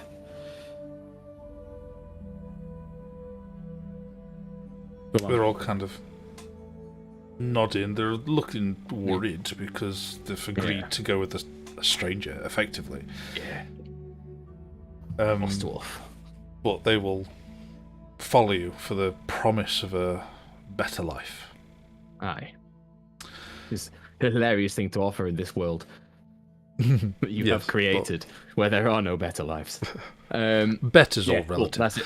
But so while Cadell is cleansing, what's Hector and Helena doing? Cleansing. I'll go collect the bones of the children. Okay, fair enough. Hector, there's a lot of bones back there. They're all very obviously dwarfish. I don't really know what I was doing. I was just pottering around this room. I think probably. Watching the fire going. What's been going on? I think this has all been quite intense for Meridian, and I think there's occasions where he appreciates the simplicity of Hector. So I think he'd probably ask Hector to go with him to go and get Thunder, and also Meridian is very suspicious of everything, so I don't think he'd want to go up to that tower on his own on the off chance there was something nasty there. So I think he'd probably want to take Hector along as backup. Yeah, I think I'd have potted around. Maybe I wanted a quick look at the king's crown, and then I think I'd probably. At the moment, but I'd probably. I'm resistant to fire because of my ring. Ooh. And I'd probably, I don't know, chuck a glass of ale on that and cool it down, and then probably pocket it just to bring it with me. Just Don't bring the crown. bit of a memorabilia, and then I'd have probably headed out to see Thunder anyway. So I guess I bumped into Meridian on his playing a fucking hell, Meridian. I did not expect it to go like that. It was a necessity, as far as I'm concerned. Are we walking in the same direction as Helena then? Yeah, Yes. Helena went ahead, but I'm gonna call after her because I'm still in a fuming mood. Helena. Yes, Meridian. I think there's a question that we're all wondering the answer to. Do you fuck my dad? I'll just Hector will just like Homer Simpson his way into the bush. I love the fact your chair's on wheels and you can actually do it. That was great. Brilliant. No, Meridian. I just learned my magics from him. Yeah. I bet you did. Magics. I do find it odd. How long were you studying under I can't remember his name. That guy. A while. A while? Yeah. He never Meridian never come up, he never mentioned him. No. Good Nothing that eye. we really talked about. I just wanted to learn the magics, and that was Could I make an insight check into go ahead. whether she's being truthful? Oh, it's why am I checking? I don't have any insight. 11. It's an 11. Fail. Can't pick a great deal. Yeah. That's fair enough. It's just strange coincidental circumstances, I guess. Yeah. You love how accepting Hector is. It's Simple mind. Okay. Yeah, so While you're having this conversation, you arrive at the Dwarfs. tower. Hey, did you get all them bones, Helena? Nope. Maybe. We'll see. Ah, I'm assuming she said yes. yeah. Yes. I'm getting well. Yeah, because you'd already dug them up, so yeah, just a matter of collecting up. Yeah, so then in the tower, Thunder and Jeremy come down after they see you arriving. So I like Thunder and Jeremy. I think that there's a tale to be told about Thunder and Jeremy. Adventures of Thunder and Jeremy. Jeremy and Thunder? Hopefully No, a it's nice definitely one. Thunder and Jeremy, isn't it? Thunder and Jeremy. Yeah. Jeremy and Thunder. Yeah, so they arrive at the bottom, looking around at all these other dwarves that are no, because mind you, Grom, were you not there with this group? Are you? With the kids. Right, yeah, fair enough. Yeah, they see everybody else there. He seems somewhat more relaxed now, particularly around Thunder. Mm-hmm. He's good on the liar, right, Jeremy? He's, yeah. It is Jeremy, isn't it? Yeah. We've word from your village. I think they've been looking for you, little man. They're gonna be so glad to see you. And then he starts smiling, he starts beaming at just a thought of going home. Yeah. Let's get you home. So, not long after, then later, Cadell re-emerges from the fort, covered in blood. Yeah, I love that. Like he's been body killing count? with his face. Yeah. Sometimes he might have done, just to add flavour to it. That's quite a high body count, actually, think about it. That's like another 30 people, isn't it? Oh, There's quite a few, but it was just a chop. Yeah. Not 35 though. Yeah, at least you One did go. yours instantly. I did mine one at a time. You're going to have to stretch those arms out a little bit afterwards. It's just a bit of cardio.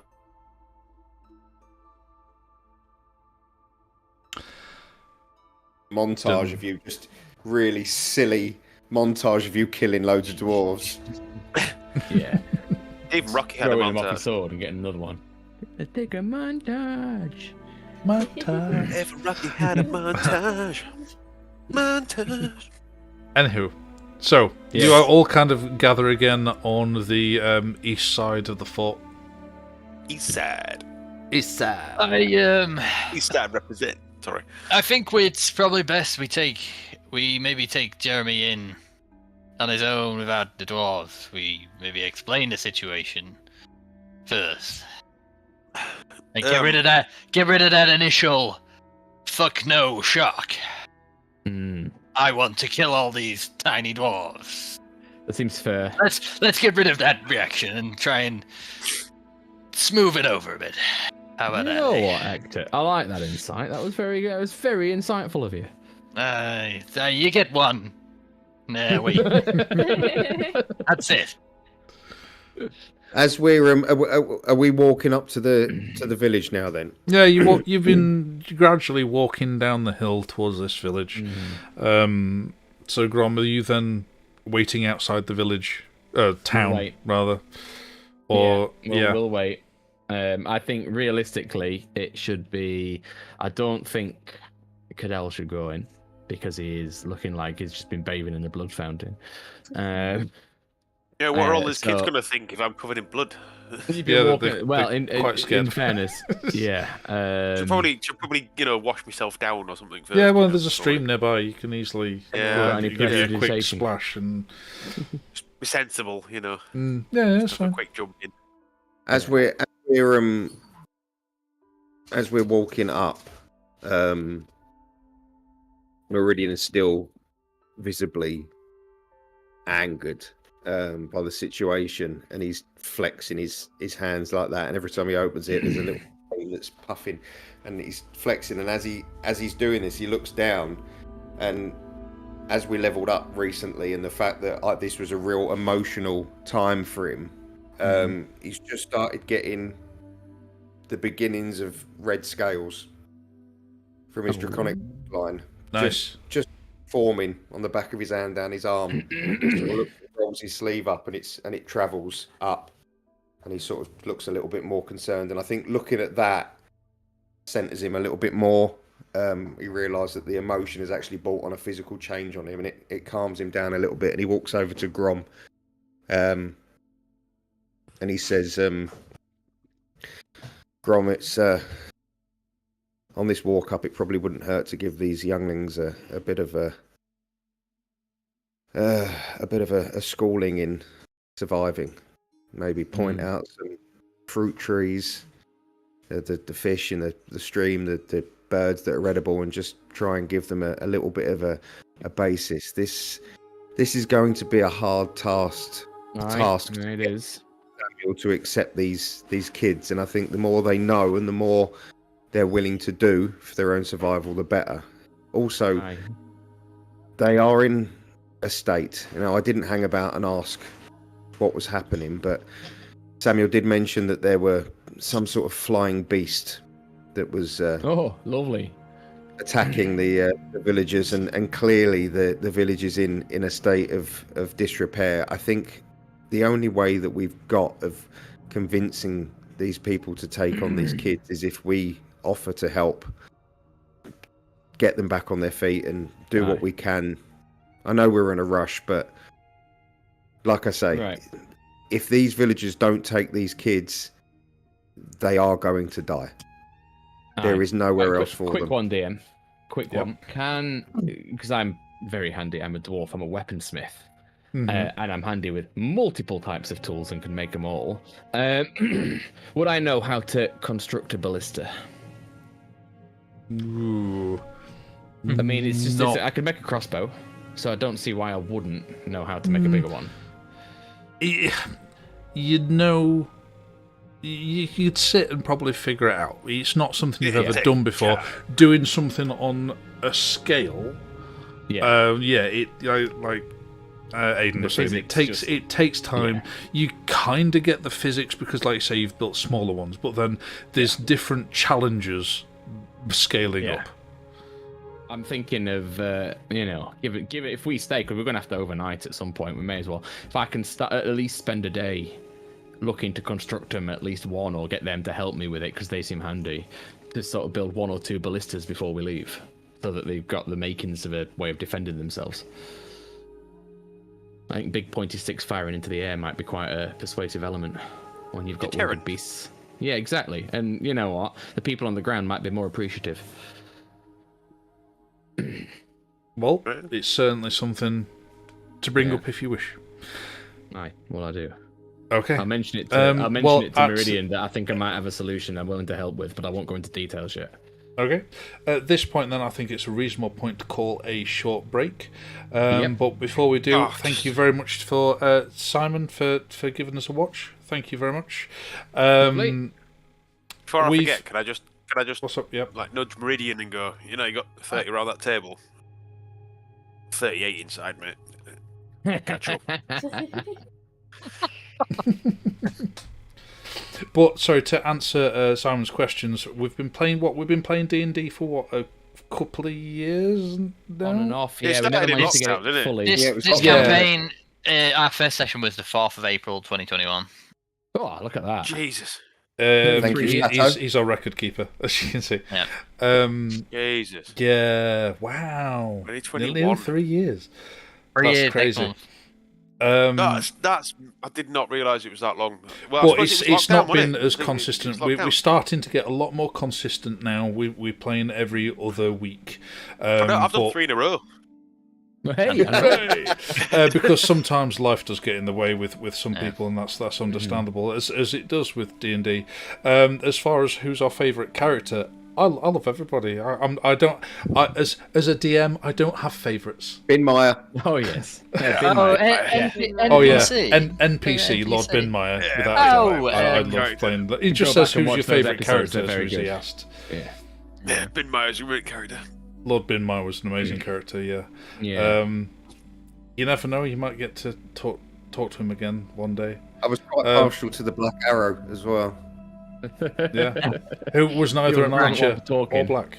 Yeah. Or black, yeah. Yeah, it's true. That is very it's just a name. But anywho, we are going to dive into a quick break, just a refreshment break. Yeah, 5 or 10 minutes, and we'll be straight back at it. Again, thanks again for watching, and we'll be back shortly.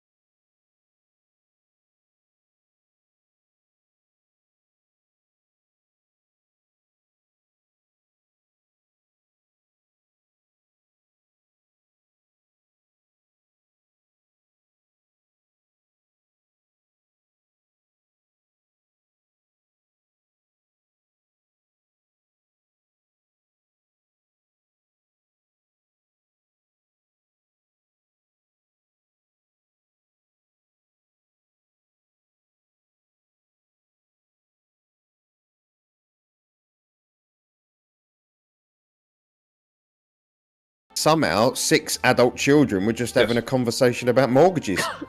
What? Yeah. Again, as we've stated, sorry for the extended wait. Some of us, Dave, had children. We had to go and be dealt with. Mm-hmm. Dealt with. Sorted out. Not in the Meridian way. Not the best set of words. What do you mean you've killed them? You said take care of them. It's like I said take care of them. Oh, sorry, I thought you meant take care of them. Cracking film. Anyway, Don't worry, love. I've just cleansed the children. Yeah. In fact, my little enjoyed a brother had bath. never seen that, and we introduced him to 51st Date the other night. Mid film. anywho. Anywho. So, where we left you, you had arrived on the outskirts of, check notes, Fair Delving. And you... Those notes 2 years ago, Tom. check notes. Yes. You arrive on the outskirts of there. Grom waits outside with the dwarflings. And... Nice. Dwarflings. Mm-hmm. Where Meridian, Hector, Cadell, and Helena, are you all going in? I think so. Yeah, I think it would be. Thunder I think he would appreciate yeah. the fact Thunder that we've and got a Jeremy. substantial party. Yeah. Okay. They clearly fair don't enough. have any protection here. They're being Yeah, tormented by these whatever these flying creatures are. And I did tell him that I had an able party. Yeah, I'm gonna grab one of those fuckers by the throat and snap his neck when we find him. Come and try and swoop on me. I dare you. Righto. Red Dragon. I was gonna say.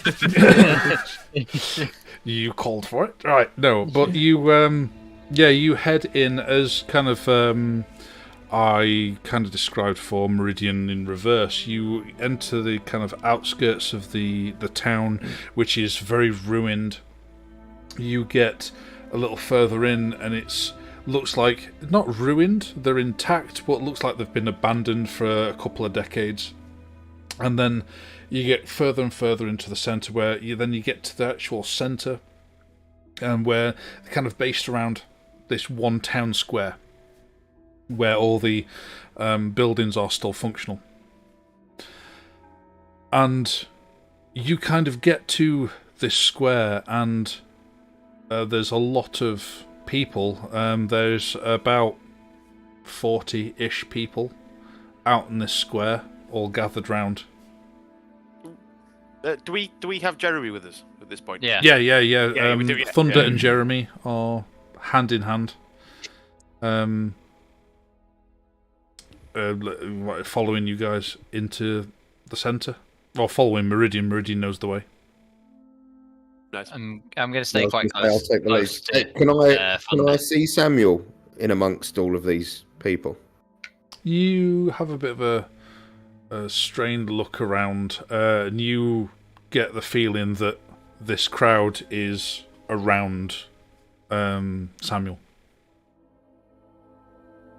I'll just call Cadell his name. bellows, I'll just- Samuel! Yeah, I was going to say we'll just call his name as we're. Yeah, and it's, as you're kind of approaching the back of this crowd, that they all start turning and then just kind of start parting as you're kind of walking through the crowd. Especially the size of Cadell having a tiefling, and Massive. yeah, and then you get getting towards what is effectively the front of this group, and then this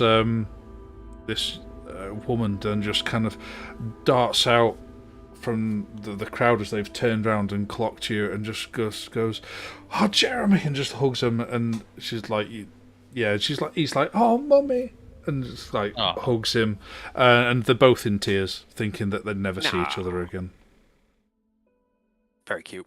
And at which point, Makes me feel better out slaughtering 30 dwarves. most of You which enjoyed were it. probably children. Yeah.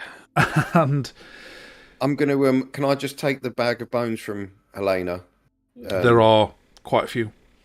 Yeah, or several bags, Mhm. and just place them down at Samuel's feet. and just sort of nod my head to him and just say, as promised, sir. They need a proper burial.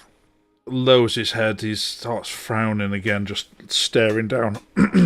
Staring down at these bags, but then looks over at Jeremy, still embracing his mum, and his brow softens just at looking at that, and starts nodding, like turns to someone next to him, starts whispering, and a couple of people start gathering these bags up. Very tentatively and very carefully, like they are actually handling honoured dead, as it were. Yeah, and they start taking them away. You are a man of your word.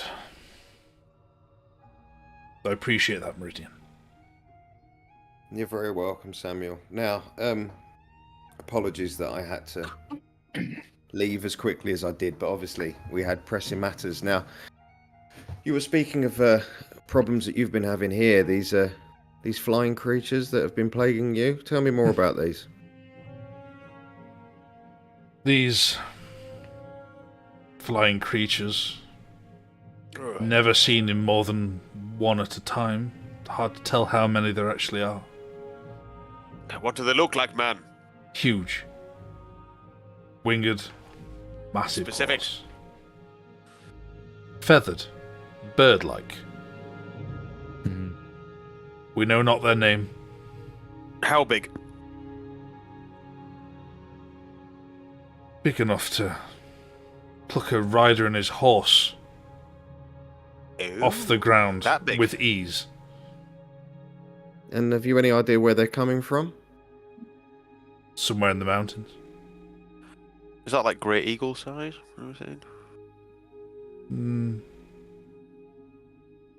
Thereabouts, maybe a bit bigger. They'll punch you that in the face. And, no, you're not talking harpies. We're talking massive, big things. Big.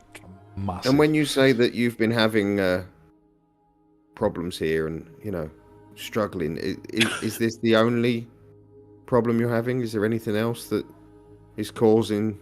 Our problems have been over generations. Like I said, kind of touched on when we were talking, we were once a bustling town. Rebuilding after the war. With those of us who were left, population was booming. But over time, whether it be from illness, disappearances, he gestures to Jeremy, or being hunted in this creature, or accidents in the mines, one way or another, very slowly, our population's been dwindling. You can see this is all of us who are left. Well, I'll cut to the chase, Samuel. Sorry. We are able, as you have seen. We have returned Jeremy back to you. We have put pay to the cannibalistic ways of these dwarves. For this, we have been very grateful, but let's keep details to ourselves here. But we are hardly in a position to repay such a deed. Well, that's not strictly true. You see, these dwarves, the leaders of these dwarves, were aware of what they were doing. They were wrong, and they have paid, and they have died. Good. But They're paid in blood. their young knew not of what was happening. They were innocent. They were merely bystanders. There are 40 or 50 young dwarves who need a home. Now, we have things to do, places to be, and other people to help and we are willing to help you and your people. If you can tell us what you need. We have a very, very capable inventor with us. We have the means to possibly boost your defenses and even maybe hunt these creatures down. But we need your word that you will open your arms to these younglings and teach them the right way to live. And let's face it, a town with a mine could do with a few dwarves. Well, you're not wrong there. One of the benefits of keeping those details to us is I doubt they'll get any animosity from anyone else. They're good kids, Samuel, and they're willing to learn. How old are we talking? Are they old enough to work? To an extent, they're old enough to forage, they're old enough to hunt, fetch water. They're old enough to look after themselves, but they need guidance. They have no elders. Then this may work for the benefit of both of us. Exactly. We're not going to survive without somehow getting the greater population than we have, which is not going to happen. Well, we never thought it was. And after what we've seen, me and my friends here are spoiling for a fight. So if you point us in the direction of these birds, maybe there might be a bit of poultry on the menu. The last group that went looking for it never returned. The last group weren't us. We also don't know where they went. Every so often, every week or so, we see it come down from the mountains. You'd see it soon enough. A few days, maybe. Best we could ever do is just hide. How long ago was the last attack? Like I say, we expect it in a few days' time, maybe. Very well. And tell me, Samuel, what sort of large wild animals are in the area? Are we talking deer? If you're lucky. And I turn to Cadell and just say, maybe a bit of bait wouldn't go amiss. Bit of bait. Well, there's plenty of meat back up at the castle. Wow. Too soon. Too soon. Well played.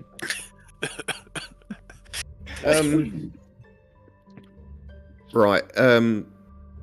Samuel, our travelling companion is just on the outskirts of the village with these younglings. Is it okay to bring them in? No, we'll make some preparations for them. Excellent. And I turn around to walk back to meet to Grom, and as I go, I just ruffle Jeremy's hair, and for the first time in about 48 hours, Meridian smiles. He beams up at you with just the marks of tears down his face, but he's got a beaming great smile on his face. Nice, yeah. And for the first time, Meridian smiles, but as he smiles, his canines are just ever so slightly longer than they were the day before. Okay. Yeah, now we need to feed a lot of people. You head out of town. So yeah, you you head back out. Is it just yourself heading out? No, I think I'll get everyone together and I'll suggest that we try and get some, like, shoot a deer or get some fish or forage or just try and get. We don't want to dump 40 kids on Samuel without some sort of provision. Kiddo's gonna go out and I can see. You know, I had visions that Thunder had started playing a song and. It's a hired eye. To be honest, I was going to say that Thunder was going to start playing a song, trying to bring the mood up, and be a bit more jubilant. And I'm off on the hunt. Just so happens to be dueling banjos. Yeah. I'll play one of my. I don't know what I have proficiency in a musical instrument. I can't remember what it is. A viol. I'll whip out my viol. Wow.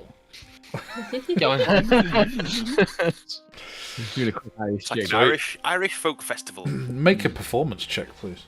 Yes, I shall. Oh, it's a 2 plus 4. This has not been tuned in 6 months. You broke a string. You start playing and you're a bit off, but so then as soon as because obviously Thunder's playing already, and you decide to start joining in, and it's so off. It's the you're completely the wrong key, and the beat's off. But then Thunder, being so good at what he does, he changes his key and changes everything to suit what you're doing, and then it works again, and then it's all right. Oh yeah. And then you're jamming again. Should have stopped his drink. So yeah, that you're just jamming. Cadell's gone hunting. Helena? I'm gonna go and help bury the bones. Make a proper grave. Okay. Only you can do that easily enough. Yeah, you think when she volunteered to go and get the bones, I thought, has she pocketed one? Is she they're just a toddler? I'm just going to keep that one, just in case. It's not an easy thing to hide.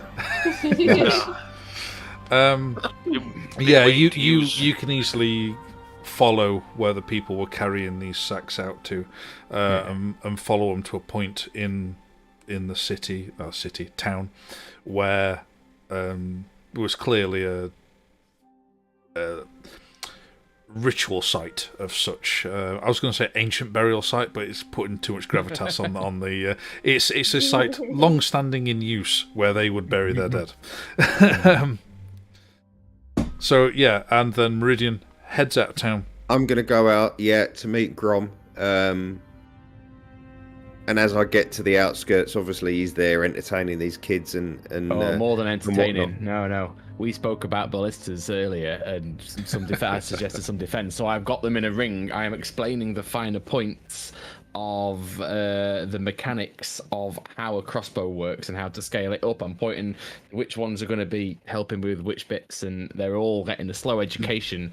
Every now and again, one of them will pipe up and be like, "But what about string pressure on the release mechanism?" But you're getting it, son. Yes, you see, it was in there all along. There we go. Right, now you come here. Stand there. Right, you're going to be the clip in this diagram. You two, go over there, out wide. Now, now look at this. Does it make an arc? And can you make 2 triangles like that come together to make this perfect symmetry? No, that way a bit. Right, good. Now, you're going to build it like that. Do you reckon you can help me? Yes. What about you guys? Can you find some wood? Yes. Yeah, Meridian walks in as he's just organising. As I'm walking in, I can hear this conversation, and again, I get just a little smile that I feel like we have made the right choice.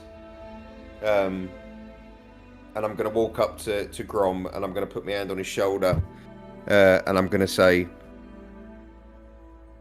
"Our new friends have a new home, so it's done." I'm just going to hand him the bottomless jug of beer of booze. Nice. How can we jugging boot? Here you are. Have a cig of that. Cheers. Grom, I am. Tunes I owe you as well. I owe you an apology, Grom. No, you don't. You did the right thing. I let my temper get the best of me. We agreed that you would lead, and I I jumped the gun, and I apologise. I was gonna kill the Grom, but I wasn't gonna clean the room. And by the time you'd done, I realised it was the right thing, but I didn't want you to kill the rest of them. So look, we were at odds, and we were at odds over the right thing, but we got there. Look at them. Look at these kids. I don't know if they'll grow up to become more than kids, but they're gonna grow up to become more than they were, and that's all that matters. Yes, well. Hey, Jeremiah, no, back there. Yeah, that's right. No, that's it. No, you gotta put a corkscrew in that bit there, otherwise you'll never get the tensioner right. Oh, that's perfect. Well done. Sorry, carry on. No, it's that's all. Right. And then I just lean down and just say, you do realise that one's just drawn a cock on the side of the ballista. Look, listen. Yeah, there's no way you're going to actually build a functioning ballista in this kind of time. Just to throw that out. No. I mean, he's still drawn a cock on it. Oh, yeah, we can prototype. We're not building it now. It's literally sketches in the dirt. Oh, yeah, standing where the mechanism. You know, we're going to try and build one tomorrow. And then in the background, there's this twang, and a small dwarf just goes.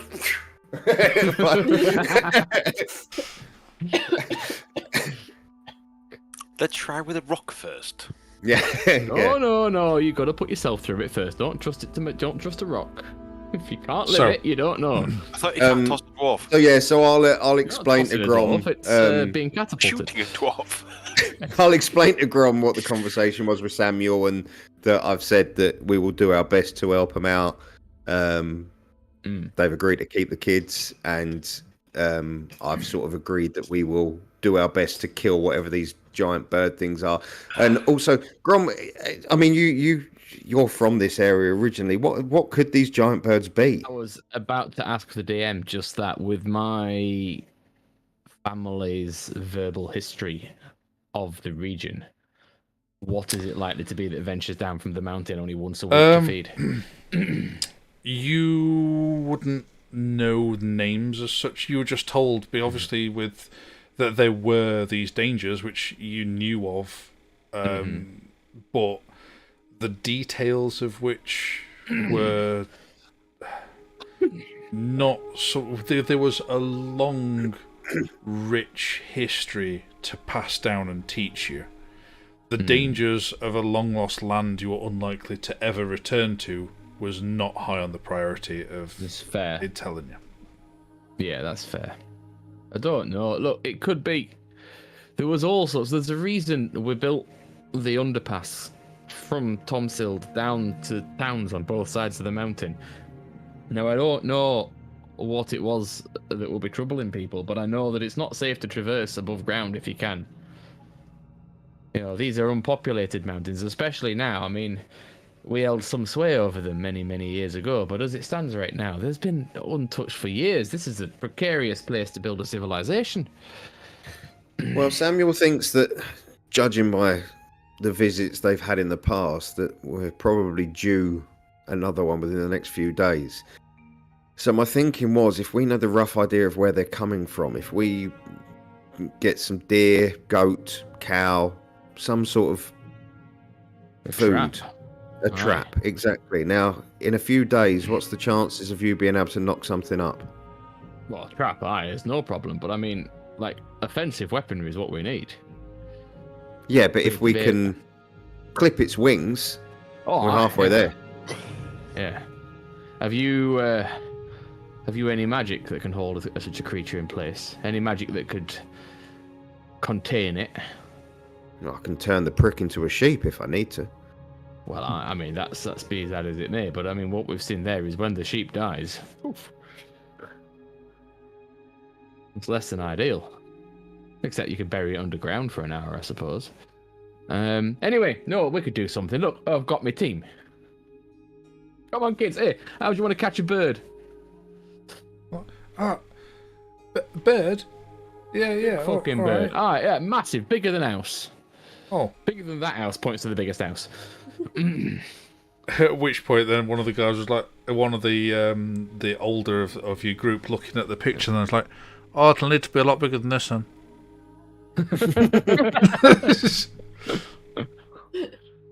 We're gonna need a bigger ballista. Even, you're right. Come on, come with me. Stephen, oh, it's a good old dwarven name. Aye. I hate to be like devil's advocate here, but like, are we just wasting loads of time? Not loads Well, of time. we've got a couple of days before this thing comes back, and the deal No, I with mean, Samuel. No. I was waiting for them to come back to have the conversation with them. Yeah, right. Yeah, as we walk back then, so we'll get Yeah. to that. But I think the way I see it is, if we can, we're going to want to go under the mountain rather than over the mountain. If we can find that entrance in the mines that they're clearly still using. I've got to say, I am loving this ballista idea. Like, Yeah. the trap and It's a ballista case idea. of- I am loving it. This is brilliant. I know we Exchange. are in a rush to get to our Zadora, but we needed to find a home for these kids. The only way we're going to find the home is to sweet talk Samuel by killing this massive bird, and it's in our best interest because this bird is on our path. I know we're going to try and cut through the mountains, but we were far better off killing this bird on our terms with an army of dwarf children, builder slaves, and Samuel's people in a place where we can have a long rest and get our spell slots up rather than getting caught out in the woods on the way to wherever we're going. Well, we definitely need to rest before we do anything, yes. Yeah. Have they come back? So Yeah. have, Say that so they've we can got have back this now. discussion. Yeah. In I'm just the gonna let the meantime, dogs out, but that I'll keep the they've headphones in so I can hear the conversation. Sure. In the meantime, that they Samuel has been kind of organising people to make sure some of the other buildings are making sure they're fit for purpose and make sure they've got somewhere to sleep and things like that. So they've kind of been rushing around and such. In the meantime, Cadell, you'd been off doing a hunt. Can you make a survival check, please? A survival. Was this for bait or for food? For food. Because obviously we're going to have to feed Initially. not only Yeah. all the dwarves, we're going to have to feed all the people as well. I mean, Mm-hmm. Go ahead. what's my survival? Ooh, okay. Ooh, 14 plus 5. So that's a 19. Okay. Is that right? You... That is right. It is, yeah. Maths. Basic maths. So yeah, with that, you've managed to catch a small bear. Oh, nice. Whoa, nice. Small bear, but still smaller than you physically. But still, yeah. Just you've managed- stomping back into the camp with it on my shoulder. Like, and everybody's sort of like, "Oh my god, this man Mountain's just walked back with a bear on his shoulder." Did you bother to kill the bear? Is it just struggling? Is that, No, it's dead. Yeah, you don't want your prey to struggle. It ruins the meat. Yeah. But anyway. But yeah, you. Bear. Bear's a bear, dear. Bear's a bear. I thought he was going to come back with a little deer. Bear's a right result. Love a bit of bear. Oh, yeah. party of like 100 to feed, for God's sake. Yeah. Everyone gets one rib. You were after the biggest thing you How many could ribs do you think actually bears have? find and kill, and to be able to feed everybody in the minimal amount of Yeah. hunting.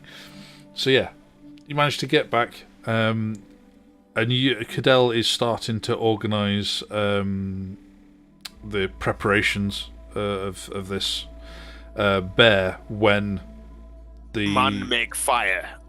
yeah, well, when Meridian, Grom, and the Dwarflings arrive into the centre of town. I see that he's got the bear. Now, perfect. Another teaching moment. Now, you see this. This is a bear. This is good. This could be food. It is also very dangerous, but it is very tasty. It will feed you for a very long time. He's done a good job. You, and you. Go and see if you can help him. Yeah, and then a small group of Dwarflings come up and like Then I sit by beckon Cadell them and over like, what do we do? I teach them how to make a fire and then how to make like a spit on Alright. legs, and then we need to skin the bear first. And, Yeah, you go know, through the motions. Yeah, the usual. Yeah. Fine. And How- I just how walk long- up while he's doing it and clap him on the arse because I can't reach any higher and be like, thank you. How long have we been since arriving by Eagles to this point? Because it hasn't been like a day. It's not been a day yet. It'll have been Well, hours, I guess. But I don't know You how. arrived by Eagle, not far out of Bridge Reach, and then you camped overnight before. Oh no, you didn't. No, you did we just arrive headed by in. Eagle and then just went straight into. We the... arrived by Eagle, wasn't it? Quite early morning. Yeah, it was. It was very. You're right. No, you're right. My mistake. No, yeah, you camped, you slept, then you flew in to Bridge Reach by Eagle, practically outside onto what the hunters, what the Hilden Door. And then followed them in, didn't we? That's right. So yes, that was really early on. So you've gone, and it was what they're having a kind of a late lunch Meal. when you killed them. We're talking about tea time. Yeah. Bedtime? Yeah. You get in. It's been a productive day. Let's be honest. It's been a day. Yeah. It's been quite the day.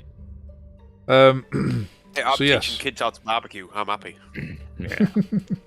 Get your apron out. Yeah, the sun is starting to set. Well, it's just getting really low in the sky. You're getting a lovely pinky purple hues in the sky. Nice. We've got the bears just on the spit turning. Mm-hmm. And you've got music playing. Everybody's in actually a relatively jovial mood, and a lot of the townsfolk which are now probably about equal in number to these dwarflings, which seems like quite an odd sight, but they're all sat together, they're talking, and it's a lovely sight. At some point, lean I over will and nudge Meridian, just be like, we did a good thing here. Leave it at that. At some point, I'll be puffing on my pipe as he says this, and I'll just pass him the pipe.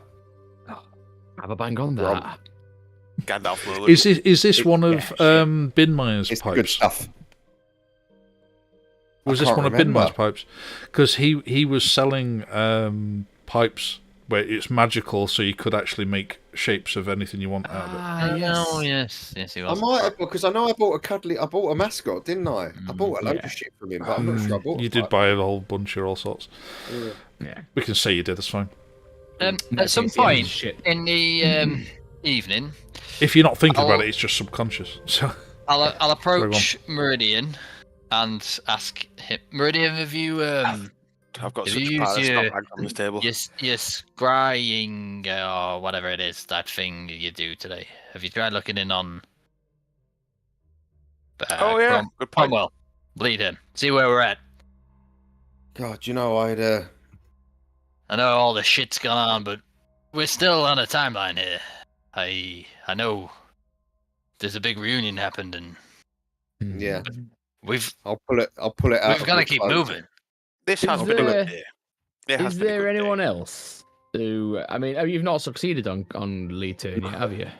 No, that's what I gave up. Is it possible? Is it possible? What about like one of his lieutenants or something? Yeah. Do we regularly remember anyone who may have gone with him who was just minor?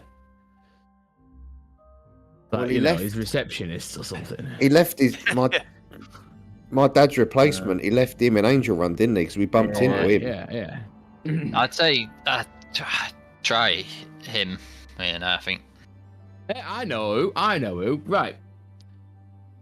Do you remember the lieutenant who I pointed towards the blacksmith during the recruiting? Not from Angel Run, but when we were staying at the arena. And there were massive recruiting. The army was mustering there, and that lieutenant, I'm sure you were with me because we'd been out, and he will have gone with the army after getting one of the Gromson swords, one of the dwarf blades from the blacksmith, because he was quite eager to get there first. Do you remember him? I think you were on your own, Grom. No, I wasn't on my own at that point. No, I'm because sure I wasn't. Was that? Is that the one that you studied and you taught how to make dwarf? I taught him how to make it, but on the way out, after Meridian had come got me. Oh yeah. I stopped the passing officer and said, "Do you want to go there because it's doing dwarf steel?" And he was like, "Oh, dwarf steel, yeah, that's great, and I'll go there." So Was I with you? Did I? I can't Someone remember. was with me. I just thought it was you because we ask the did most DM. things together. The DM Yeah. should know. Yeah. So. Keen mind. But yeah. What's the I don't question? think it would. I don't know how much that would affect the scrying spell though. Them, that's enough, right? But I don't know if he met him though, did he? You pointing him out isn't him meeting him, is it? Him being in the background while you. He's No, a do you know, DM. Just playing devil's advocate. It's not really meeting him, is it? There's tiers of It's up to the difficulty. DM, isn't it? It's up to the Yeah. DM. Well. Let's just go Do you want the Leetern question? again because Alright. he's the big boss and he's the one we need to know where he is. Alright. We might get hold of this lieutenant and he might not be anywhere near him. We need to know where Right, well, fucking bitch- just please roll a natural bitch 20. tits is. It's not It's Meridian. not. they're all- It's a Meridian's save roll. on. It's a on save. All right, the it's a save, person's- right, yeah. So are you scrying on? It gets it gets a Scrying on- modifier, doesn't it? Scrying on Leetern, yeah. Okay. It gets adjusted to Yeah, this it's a modifiers sliding to his scale, save. yeah. Yeah. Yes, which is, if I remember rightly, it's just a straight save because you know him, but not super duper well. It depends because You know the target well. It's a light We've got- armor. we've got his notes. Remember, we took his Possession. notes, which is possession of his. Garment. No, that wasn't that Meridian's dad's. was- No, that was Leetern's notes. Remember when Hyrule and I found the magic safe in his offices in the tower? Oh, 'Cause yes, I had my you did. magic up. They were Um, like communiques, like Leetern. messages They were that are going Leeterns. to and from. It's like going through someone's email messages and histories. That'd be so possession. I think is -4. Instead of All right, modifier. fair enough. No, I'll count that. Okay, -4 then. If it seems though you've got those. Yeah, I think alright. they were. It also is his box, so yeah. Okay, yeah, that's fine. Let's -4 then. let's start For taking possession. nails and hair off important people though. Just while we're Absolutely. Just Yeah, Yeah. What's the DC?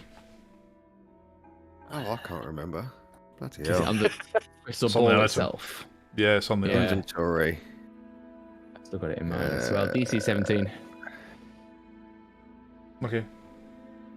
You sit and concentrate on him.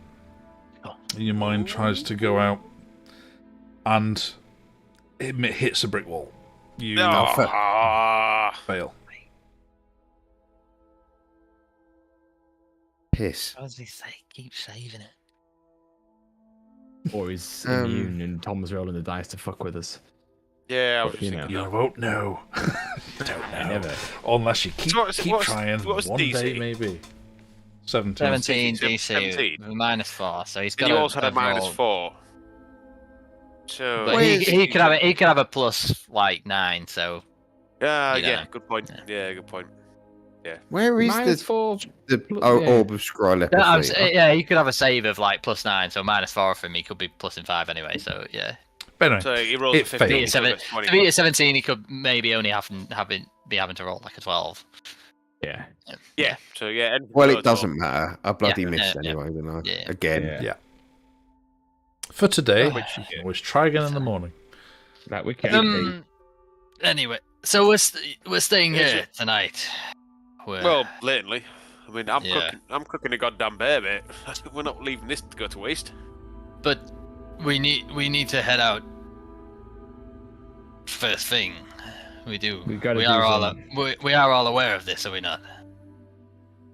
We gotta pay for what we've just done. We gotta find our way first up the mines. No, we are all sat so, around a campfire, aren't we? So we can't leave in the morning unless we're going over the mountains. And these people need some defenses. We can't just give them 40 new victims for these flying beasts. So if we take Wait, tomorrow if to we scout spend the our next If route- 3 we- days, If we Making- go over the mountains and we try and find this flying beast as we if we pass, go over the mountains, it'll be more than the flying beast. It's a treacherous path. Yeah. There's a reason we built the underpass. we need the flying beast to come to us. but in you terms said of it. time You said it. saved- You said a few days. We've not got a few days. In Well, terms but of how much time have we just saved- made up from flying here? We were going to take a boat. Nothing. We've not made up anything because they've been through. Garden Springs. They've been past there. have They're moved ahead of quicker what than we thought they thought.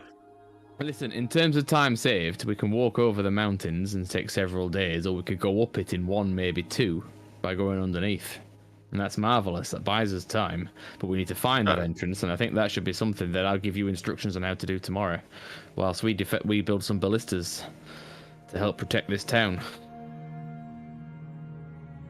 I'm not willing to leave this town defenseless. I'm not willing to get to Alzadora, to warn them of what's coming, to then come back this way and find a burnt village with lots of dead young dwarfs. We've come this far. We've made a promise. But if we also take the next 2 or 3 days to sort this town out, then Alzadora could already be invaded anyway. So what's the point of his even going there? We're talking what? There's 100 people here. What we're talking about is going to happen in Alzadora. And we're talking about... Right. Yeah, but Right, we're just- talking about and what we get there the day before and warn them. There's still an invading country. We give them a What can fighting we do chance. against them? They Right, evacuate just- a city. We save thousands. Just Mettering, What happens when they take that city? Do they chase up and get them the next time? you guys all go at me about sidetracking and side questing, and now we're literally in a side quest. You wanted to go to an unknown fucking ruin where there's 40 children here and They a could have had magical of- weapons. You don't know, do you? It's an unknown ruin. Could have had magical weapons. You've got a magical weapon, son. Yeah, Sorry, son. I know I have. It's fantastic. If we can draw this bird down tomorrow and kill it tomorrow, fine. We do need to have a We rest. we do. can't take Yeah. any longer than that. we've got to have a kip anyway. We'll try. We'll discuss to, it in the morning. Let's have a Yeah, kip. we'll have a sleep. Yeah, we'll try alright, and yeah. lure it down, Yeah. and we'll play it by ear. Right. What I'm going to do before bed, I'm going to draw up the plans for what I want to do with the Okay. ballistas. I'm going to come up with a list of materials. Um, I'm gonna think And- of a way of drawing down a bird. Make distribute that. an intelligence check, then, please. I will definitely guide myself for this one. Straight intel. Sorry. Rash's Straight face when he intelligence. necked that last bit of flat lemonade was an absolute screenshot waiting And to happen. I will I'll have to rewatch that back. flash of inspiration as well. So that is going to be that glass is 22 in total. Sorry, how much? 22. 22 in total. Beautiful. Okay. 14 plus 8. You draw up some wonderful plans, list of all precise the materials that you're going to need, all easily sourceable within the means of the area. Excellent. All right, I'm going to distribute it to Samuel. That's his name, isn't it? Yes. And say, Samuel. look, I've an idea as to what I can build a really big crossbow called a ballista. Maybe 2 of them. I mean, I have enough materials here to build 2 that we can get a crossfire. And if we can entice this bird of yours, this beast, come into the middle onto some bait and we can hold it there, then you'll have 2 exceptionally powerful weapons that are going to attack it while we take it on in the middle. So, using these young dwarves and your people, do you reckon you might be able to send scouts out either tonight or first thing in the morning and source all this material for me? There's going to be much that's going to be needed, and we're going to work hard to get this ready tomorrow for you. Take a look at them now. You look out at them. Everyone's chatting, being jovial. Yeah. Let them have tonight. Oh, no, tonight's fine. Yeah, send them in the morning. This is good. This is bonding. This is better than I ever expected, and I thank you for that. Now it's my turn to repay you. We thank you. Yeah, well, let's get this done. Let's keep you safe here. And tomorrow, as well, while we're waiting for them to come back, perhaps we can take a look at these mines, because my ancestors have a trick or 2 down there and 1 or 2 secrets that I might be able to help you with. Well, if you've got time tonight, let's show you some plans and drawings of the mine. Oh, lovely. Yeah, that'd be marvellous. You know, there's only so much you can get told by a verbal history. I'd quite like to see what was left behind. Show me what you've got, and we'll spend Just got deep into the got a evening. dwarf just like, oh yeah. Masturbating over the mine plans. Yeah. Totally mine. Historic mines. Oh, look at that shaft. Sorry. I'm sorry. I'm sorry. Drink just came out my nose. Sorry. So, yeah, he takes you into the main hall, gets a separate book. That he takes you into that back room where the young lad, young man rather, brought out that tome from before. And you go in there, and it's a couple of bookshelves full of books, and he pulls out one which is just all like history about the mine and such. And you can tell just about all this here is just all history. Yeah. And he looks through it, and here you go. Here's some drawings, and you go through it. So you spent the evening just going through it, and you can see how the tunnel to Tomsild, was it? Yeah. That had been either closed off or collapsed. They're not entirely sure which, but they've not attempted to reopen it because they've had enough on. But yeah, and a lot of the mine has in fact had collapses and such, but they haven't had the manpower to reopen them and such. There are small areas where they still could get some mining done, but it's not spectacular. They also don't have the industry to be able to refine it with any kind of reliable. Yeah, it's not reliable. It can't do it en masse. It's too risky to go into the mine without any kind of assurance that they can actually use what they get, let alone risk their lives for it. No, that's understandable. So, in terms of the underpass, the main part was brought down, but I've been brought up with the sort of, should you ever need to return home, there's a side passage that hopefully is not in a which was not shaft. on their plans. Yeah, not likely to be at all. So it's a case of going down there and stonecrafting my way. Yeah. Oh, look at that! I know that's old. That's old. Oh, that's old. That's there. Right. So. Well, get down and have a look around. Might be tomorrow's job in the mornings to go and investigate the mines. Are the mines safe? I mean, I know they're not safe. They're a bit fragile, but are they safe for the no creatures? Nothing lives down there. That's no creatures that we've reported. One could walk around quite safe and unmolested down there. You had to say it. Other than the worry Except of for him over there, he looks like he can stay out. The worry of cave-ins was worry enough for us. Aye, all right, no problem. So I'll take that knowledge. It's feast and party time then, isn't it? It's feast and party. Whilst that was going on, how far away from the mountain is the village? It's pretty much at the foot of the mountain range. Could I find Helena? I imagine she's around. Yeah. Helena, do you still have it in you to turn me into an eagle? It's real dark. Quick. Owl. Yeah. Just Owl. throwing that out Which one? Is Giant it owl time. Owl. Oh, one that could see in the dark. Yeah, I'll tap you on the head, owl. Okay. What, are you going to normal owl size? So I don't know which she did. Which did you do, Helena? It was a normal owl. Okay. Normal owl. A little A owl. dwarf owl. Hedwig my way up. I'll go up into the air, get closer to the mountains, and try and just see if I can see anything that's bird-esque, giant flying creature-esque. Okay, make a perception check with advantage, please.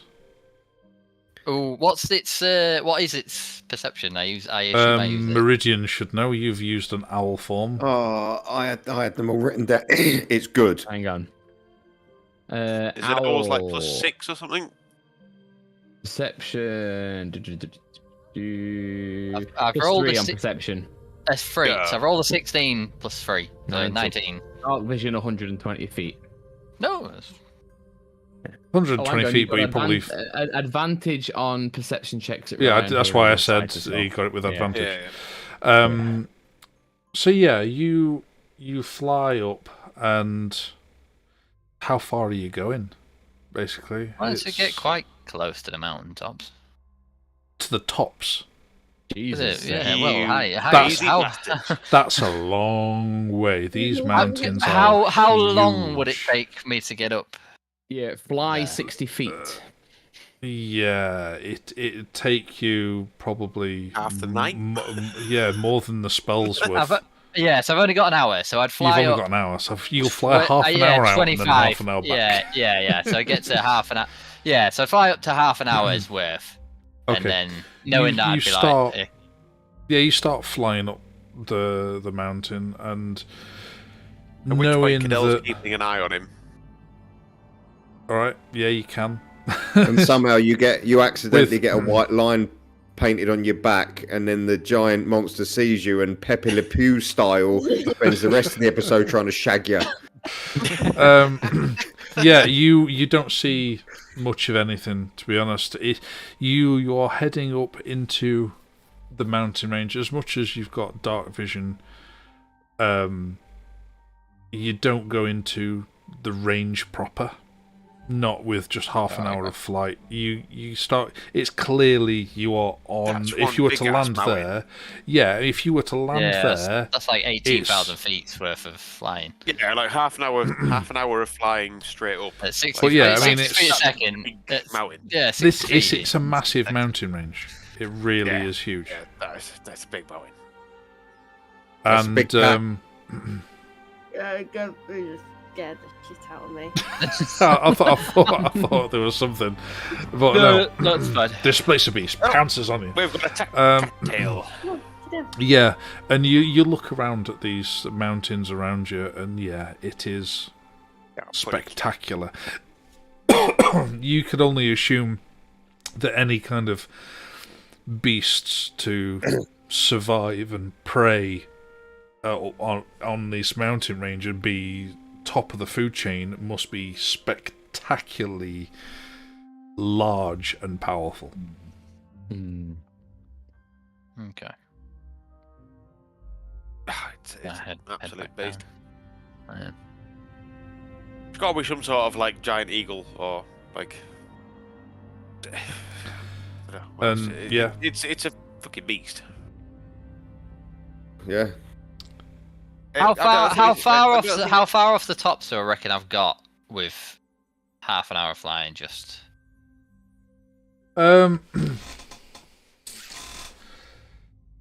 you'd have.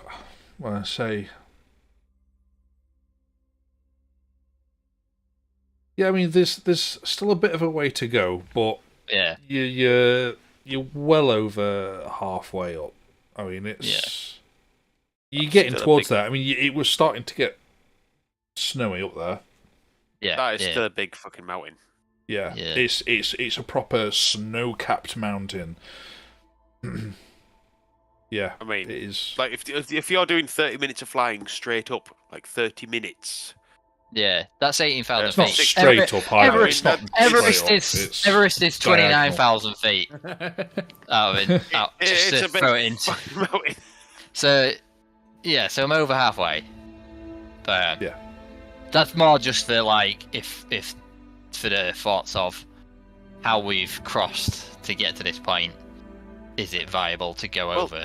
If they 'Cause swoop down, we've got to land every hour to recast thingy, and if there's nowhere to land to recast thingy, then You'd have to land somewhere safe. Well, I'm just to be thinking if able to they- do it's it, not yeah. it's not feasible. if they swoop down to steal a child, by the time they've flown it back up, the child would be a popsicle. Mm-hmm. Yeah, so yeah, I'll make up my way back down. That's quite far. Swoop silently on silent wings. You swoop down and back down into Hector form and clink down in heavy armor.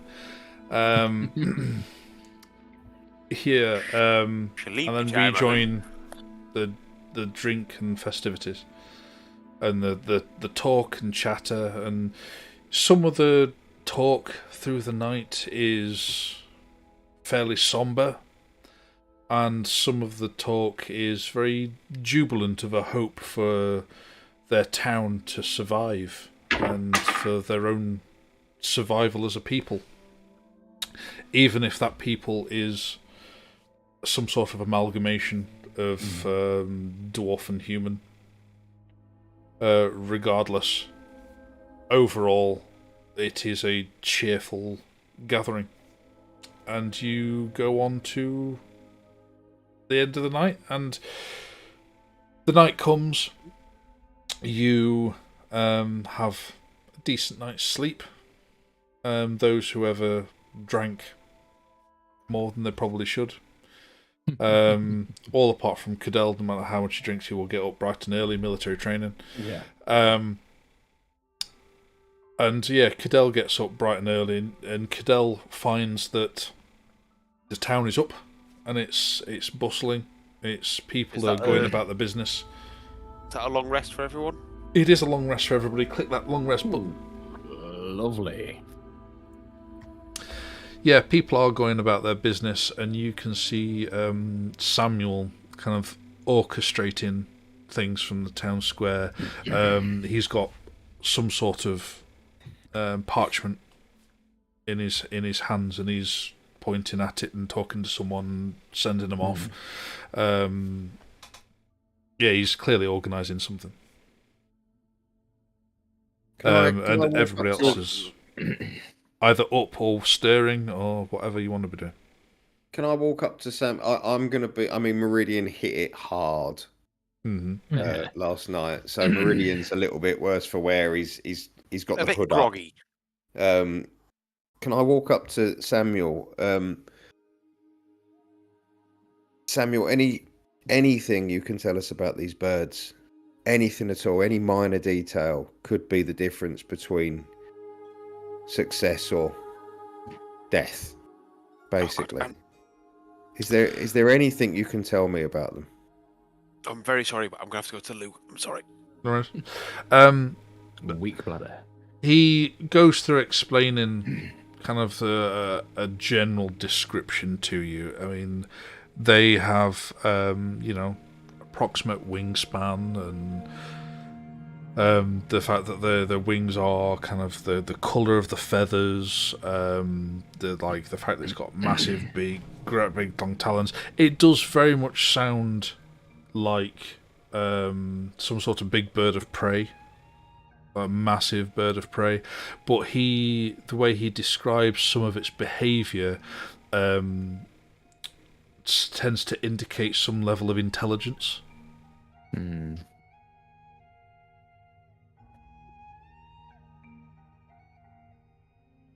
But generally speaking, people run away from it as soon as they see it, or die.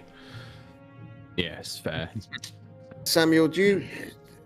With the brook nearby, does your village have any sort of fishing nets to hand? Well, this far up the mountain, not much of a... No, not up the mountain, but it's on the foot of the mountain.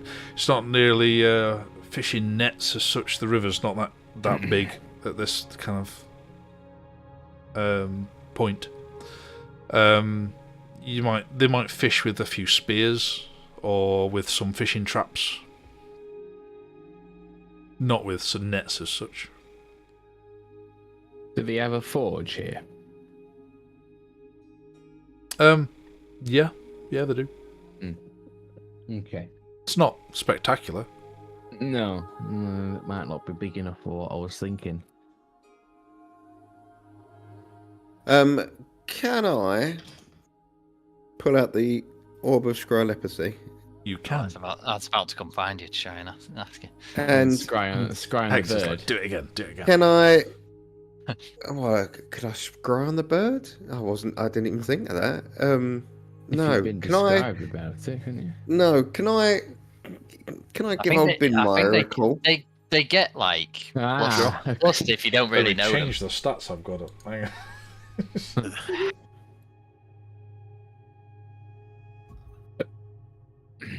Excuse me.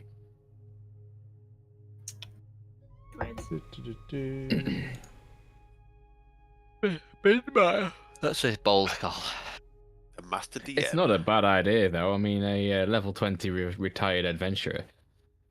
See if he knows what the birds are. Just what you need in this situation. It'll just be What's like this just place consult called? The maps. Are you scrying? Are you is it- scrying Bidmeyer to ask him? Is what it the- Fair Delve? Is that where we Fair are? Delving. Fair Yeah, Delving. Fair Fair Delving. Delve. Bridge Reach. Yeah. Bit my Here, Bridge Reach. You like to throw Tom a curveball, don't you? I do, yeah. Right, He's not actually getting the stats up. He's just getting into character right now. just just mentally finding- preparing myself Yeah. for character. Finding himself a lozenge. That's it. The amount of things that he writes down and expects us to do. Always Yeah. Oh, I stopped doing that a long time ago. I just prepare the world around you and see what happens. Sorry, yeah. Binmeyer, eh? Yeah, and I'm holding his mascot, so I have an item of It's his. actually called Binmeyer's cuddly mascot, so yeah, that's fine. So it's -4. Oh yeah, it's fine. Yeah, you get it. I like we're using it as a phone, but actually they innately try and resist the call. Oh yeah, naturally. It's like, oh dear, no. Not I don't here. want anyone looking at me. How was you? Where do we find Bidmeyer this fine morning? Because this is still really early on. He is not even out of bed yet. What, we're talking like 8 in the morning, 6 in the morning? Not even awake. Yeah, I mean, you're talking, probably about 6-ish. He's he's not awake yet. You're viewing him. He's laid down. He's curled up in with like sort of a blanket over him. And 3 scantily clad women. Yeah, I was going to say. But when you're scrying on someone, you can only focus on that person. You only see get a vague idea of what's around them. You can kind of see what they're holding or what they're interacting with, but you don't see Exactly what he's around them. Exactly. No. Yeah. He's tightly bundled up Aw. in his. Oh, come on, Tom. Bidmeyer. Bidmeyer. He kind of looks around. It's like Meridian. Good morning. Terribly, terribly sorry to have to contact you so early in the morning, but you're the authority on most things, and we're in a bit of a predicament. Ooh, I love that word. Predicament. You'll find yourself in there from time to time. Don't mind. He just whips his the sheet off of him. He stands up. He is stark as naked. He doesn't care. He doesn't give a fuck. And he starts like gathering his clothes together and. Every single eye on the cloak of eyes starts watering and trying desperately to. I'll keep this quick, Bidmeyer. We are in a village called Fair Delving near Bridge Reach to the east. They are they're being plagued by a large avian being. Avian. Wondering Yeah, maybe. if you had any knowledge of what this creature may be.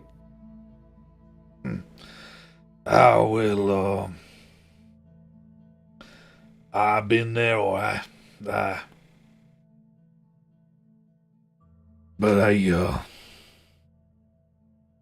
I never travel with a group like yours. No, I travel alone, all my cartographer skills. But I try to avoid fight where I could. Where my skills lie best. You sound like a cowboy. Lone gunman. You're not on that's the all. call. Avoiding fire. Sorry. Sorry. No. No, good folk up Philadelphia. They've been plagued by this bird for a long time. Oh shit. Yeah, long time. I can find you a name. The name is escaping me. I keep wanting to. In the top of my head, I'm trying to call it Nagrok, but that's the thing I used to actually cast it. Is it a rock? It's not a rock. No. No. They're huge, aren't they? Rocks. They are. I was going to say. I remember I had a monster in my pocket. Giant dragon. No, we're going off on tangent here. Come on. What is it? What? Trying to find what it is. Can you tell what it is? Figure out now. Trying to get Bird, but no, it is basically it's just a massive bird. But it's trying to actually remember what it was now. But no, it's without spending age looking through my stuff to actually get to it. Yeah. He can't tell you, and Binmar doesn't know the name of it as such. It's just the beast in the hills. But he, again, just describes it as this massive predator bird of prey, bigger than most things he's seen. Any tips on killing it? Oh, yeah. Avoid it. Tips on killing it, definitely. Unfortunately, avoidance isn't an option anymore, Binmire. We need to kill this thing. And best of luck to you. You're gonna need him. Well, that was pointless. No, that was good. He says, not being on the call, but it was good. Okay. Well, thank you again. He's by the time he's finished, kind of pulling his clothes together. He's gone back to sleep. He starts slumping in the chair. I'll press the red button on the orb of scrylepathy and finish the call. When I wake up, I'll go find Meridian. I'll be like, Meridian, are you ready to scry on Cromwell Leader and see where he's up to? There's no signal. No signal. Too high up in the mountains. Yeah, it's is that why it didn't work last night? Yeah, I think that's what it is. And I'll just wander off before we can even question it, and I'll explain to the rest of the group the conversation that I've had with Binmire. I was gonna say, I love how you're still being really secretive, like when these things It's matter, natural state. Like, they're quite important, Yeah, and I'll just go and I'll tell the rest of the group. I'm just not relaying it to Hector because I don't think he'd understand as far as he's concerned. A bird's a bird. In Hector's head, I imagine he's just thinking, is this going to be this little starling that flies down? And when it turns up, he's going to shit himself. Bird. Hey, Bird. And then there's a big bird. Yeah. We've killed the dragon, guys. Come on. How tough can a bird be? Yeah, but we didn't need to. You walked up and punched it in the face. Yeah, we're going to walk past it. And we killed to be honest, I wasn't actually there for that episode, and I'm really upset about that. Yeah, but you know what? That's why we got the helm that you wear. I know. Yeah. I know. All right, you see, you're welcome, guys. And then Dave's used most of it. For the helm. Dave's used practically all of it. In fact, I think I've got 2 gems left, but still. Well, if why you your had character is alive. But anyway, I know. looking at the time, we are probably going to have to kind of bring things to a wrap for this evening. So you are 3 episodes in a row with me not killing anything. You just That's killed not true. All right, sorry. Without rolling dice kill. rolls. Sorry, without I being did in go an and actual slaughter proper like 30 fight. odd dwarves. Yeah, it's more of a massacre than a fight, though, wasn't it? Yeah. It's too easy, isn't it? Too easy. Yeah. But yeah, so you, I assume Grom is helping to organise. Well, construction. Yes. So I was thinking of making a big cage, but I don't think that's going to work. But I'm thinking. Hey, if you need labourer, well, this is great. Yeah, I want you to start carrying the heavy shit and putting it where it needs to go and directing the teams. Have they got carpenters here? They must have sort of carpenter or two. Yes, they do. Yeah, good. Right. So Hector can be a labourer as well. He's almost as big as I am. I'm gonna direct. I'm thinking of trying to find bait to try and get. I need this bird here today. All right. Well, I suggest just go back to the castle. There is plenty of mushed up meat in the castle. I don't want to do that to everybody here. I don't want to bring 60 corpses down and put them in a pile so that the locals can see them. Particularly as we probably have some of their kids here. You know what I mean? That one looks a bit like Dad. All right, well, I'll go find another bear. Yeah. So I mean, if you want to do that and Hector carries for us, that's a good idea. I'm gonna work the forge, but I'm gonna give instructions as to what the carpenters need to do. I'm gonna work the forge and make all the components. I assume for it, but I'm also gonna, if there's time, want to make some pretty good fucking steel cables, or iron, or whatever cables. Okay. And I'm gonna make a series of arrows, barbed with big heads, that can go into the ballistas. How long? Yeah, do I like think massive this is ballista gonna bolts. take? Well, this is a day's work. That's a bare minimum of a full day's work. In the morning. I was going to say, would it not make more sense to try and find a butcher or something and get meat hooks and ad lib some of the stuff rather than make it from scratch? Yeah, I'm gonna create. I'm working the forge. If they've got all the stuff in the area, then we'll use that. Yeah, you to be able to do it in that kind of time frame. Yeah. You are going to have to kind of change designs and repurpose based on what you have available to you. Yes, exactly. Steal and borrow. Yeah, I mean, there's a ruined town out there that's hopefully full of shit that's rusty. Yeah, it is going to be full of decaying materials, basically. I'm basically hoping to, by the end of the construction, to have got the team to make 2 ballistas at my direction, and then have 2 arrows each, which have got a cable which is attached to the ground somewhere, so that when they fire it, we can get the bird and hold it in place. So it's a plan, and one that we will come to next time, and we'll see just how successful you may or may not be fighting this avian monstrosity. It's a very long shot as well, but by the end of it, I'm just going to ask Samuel if in the mines or in a box somewhere. Why do we need to go find bait? I could just be the bait. I don't think it. Well, I mean, maybe. Big and juicy. All right, that interesting. I'm going to ask Samuel if he might have a cache of diamonds in the mine somewhere that are easily accessible. That would be nice. Not overly a diamondy type mine, really.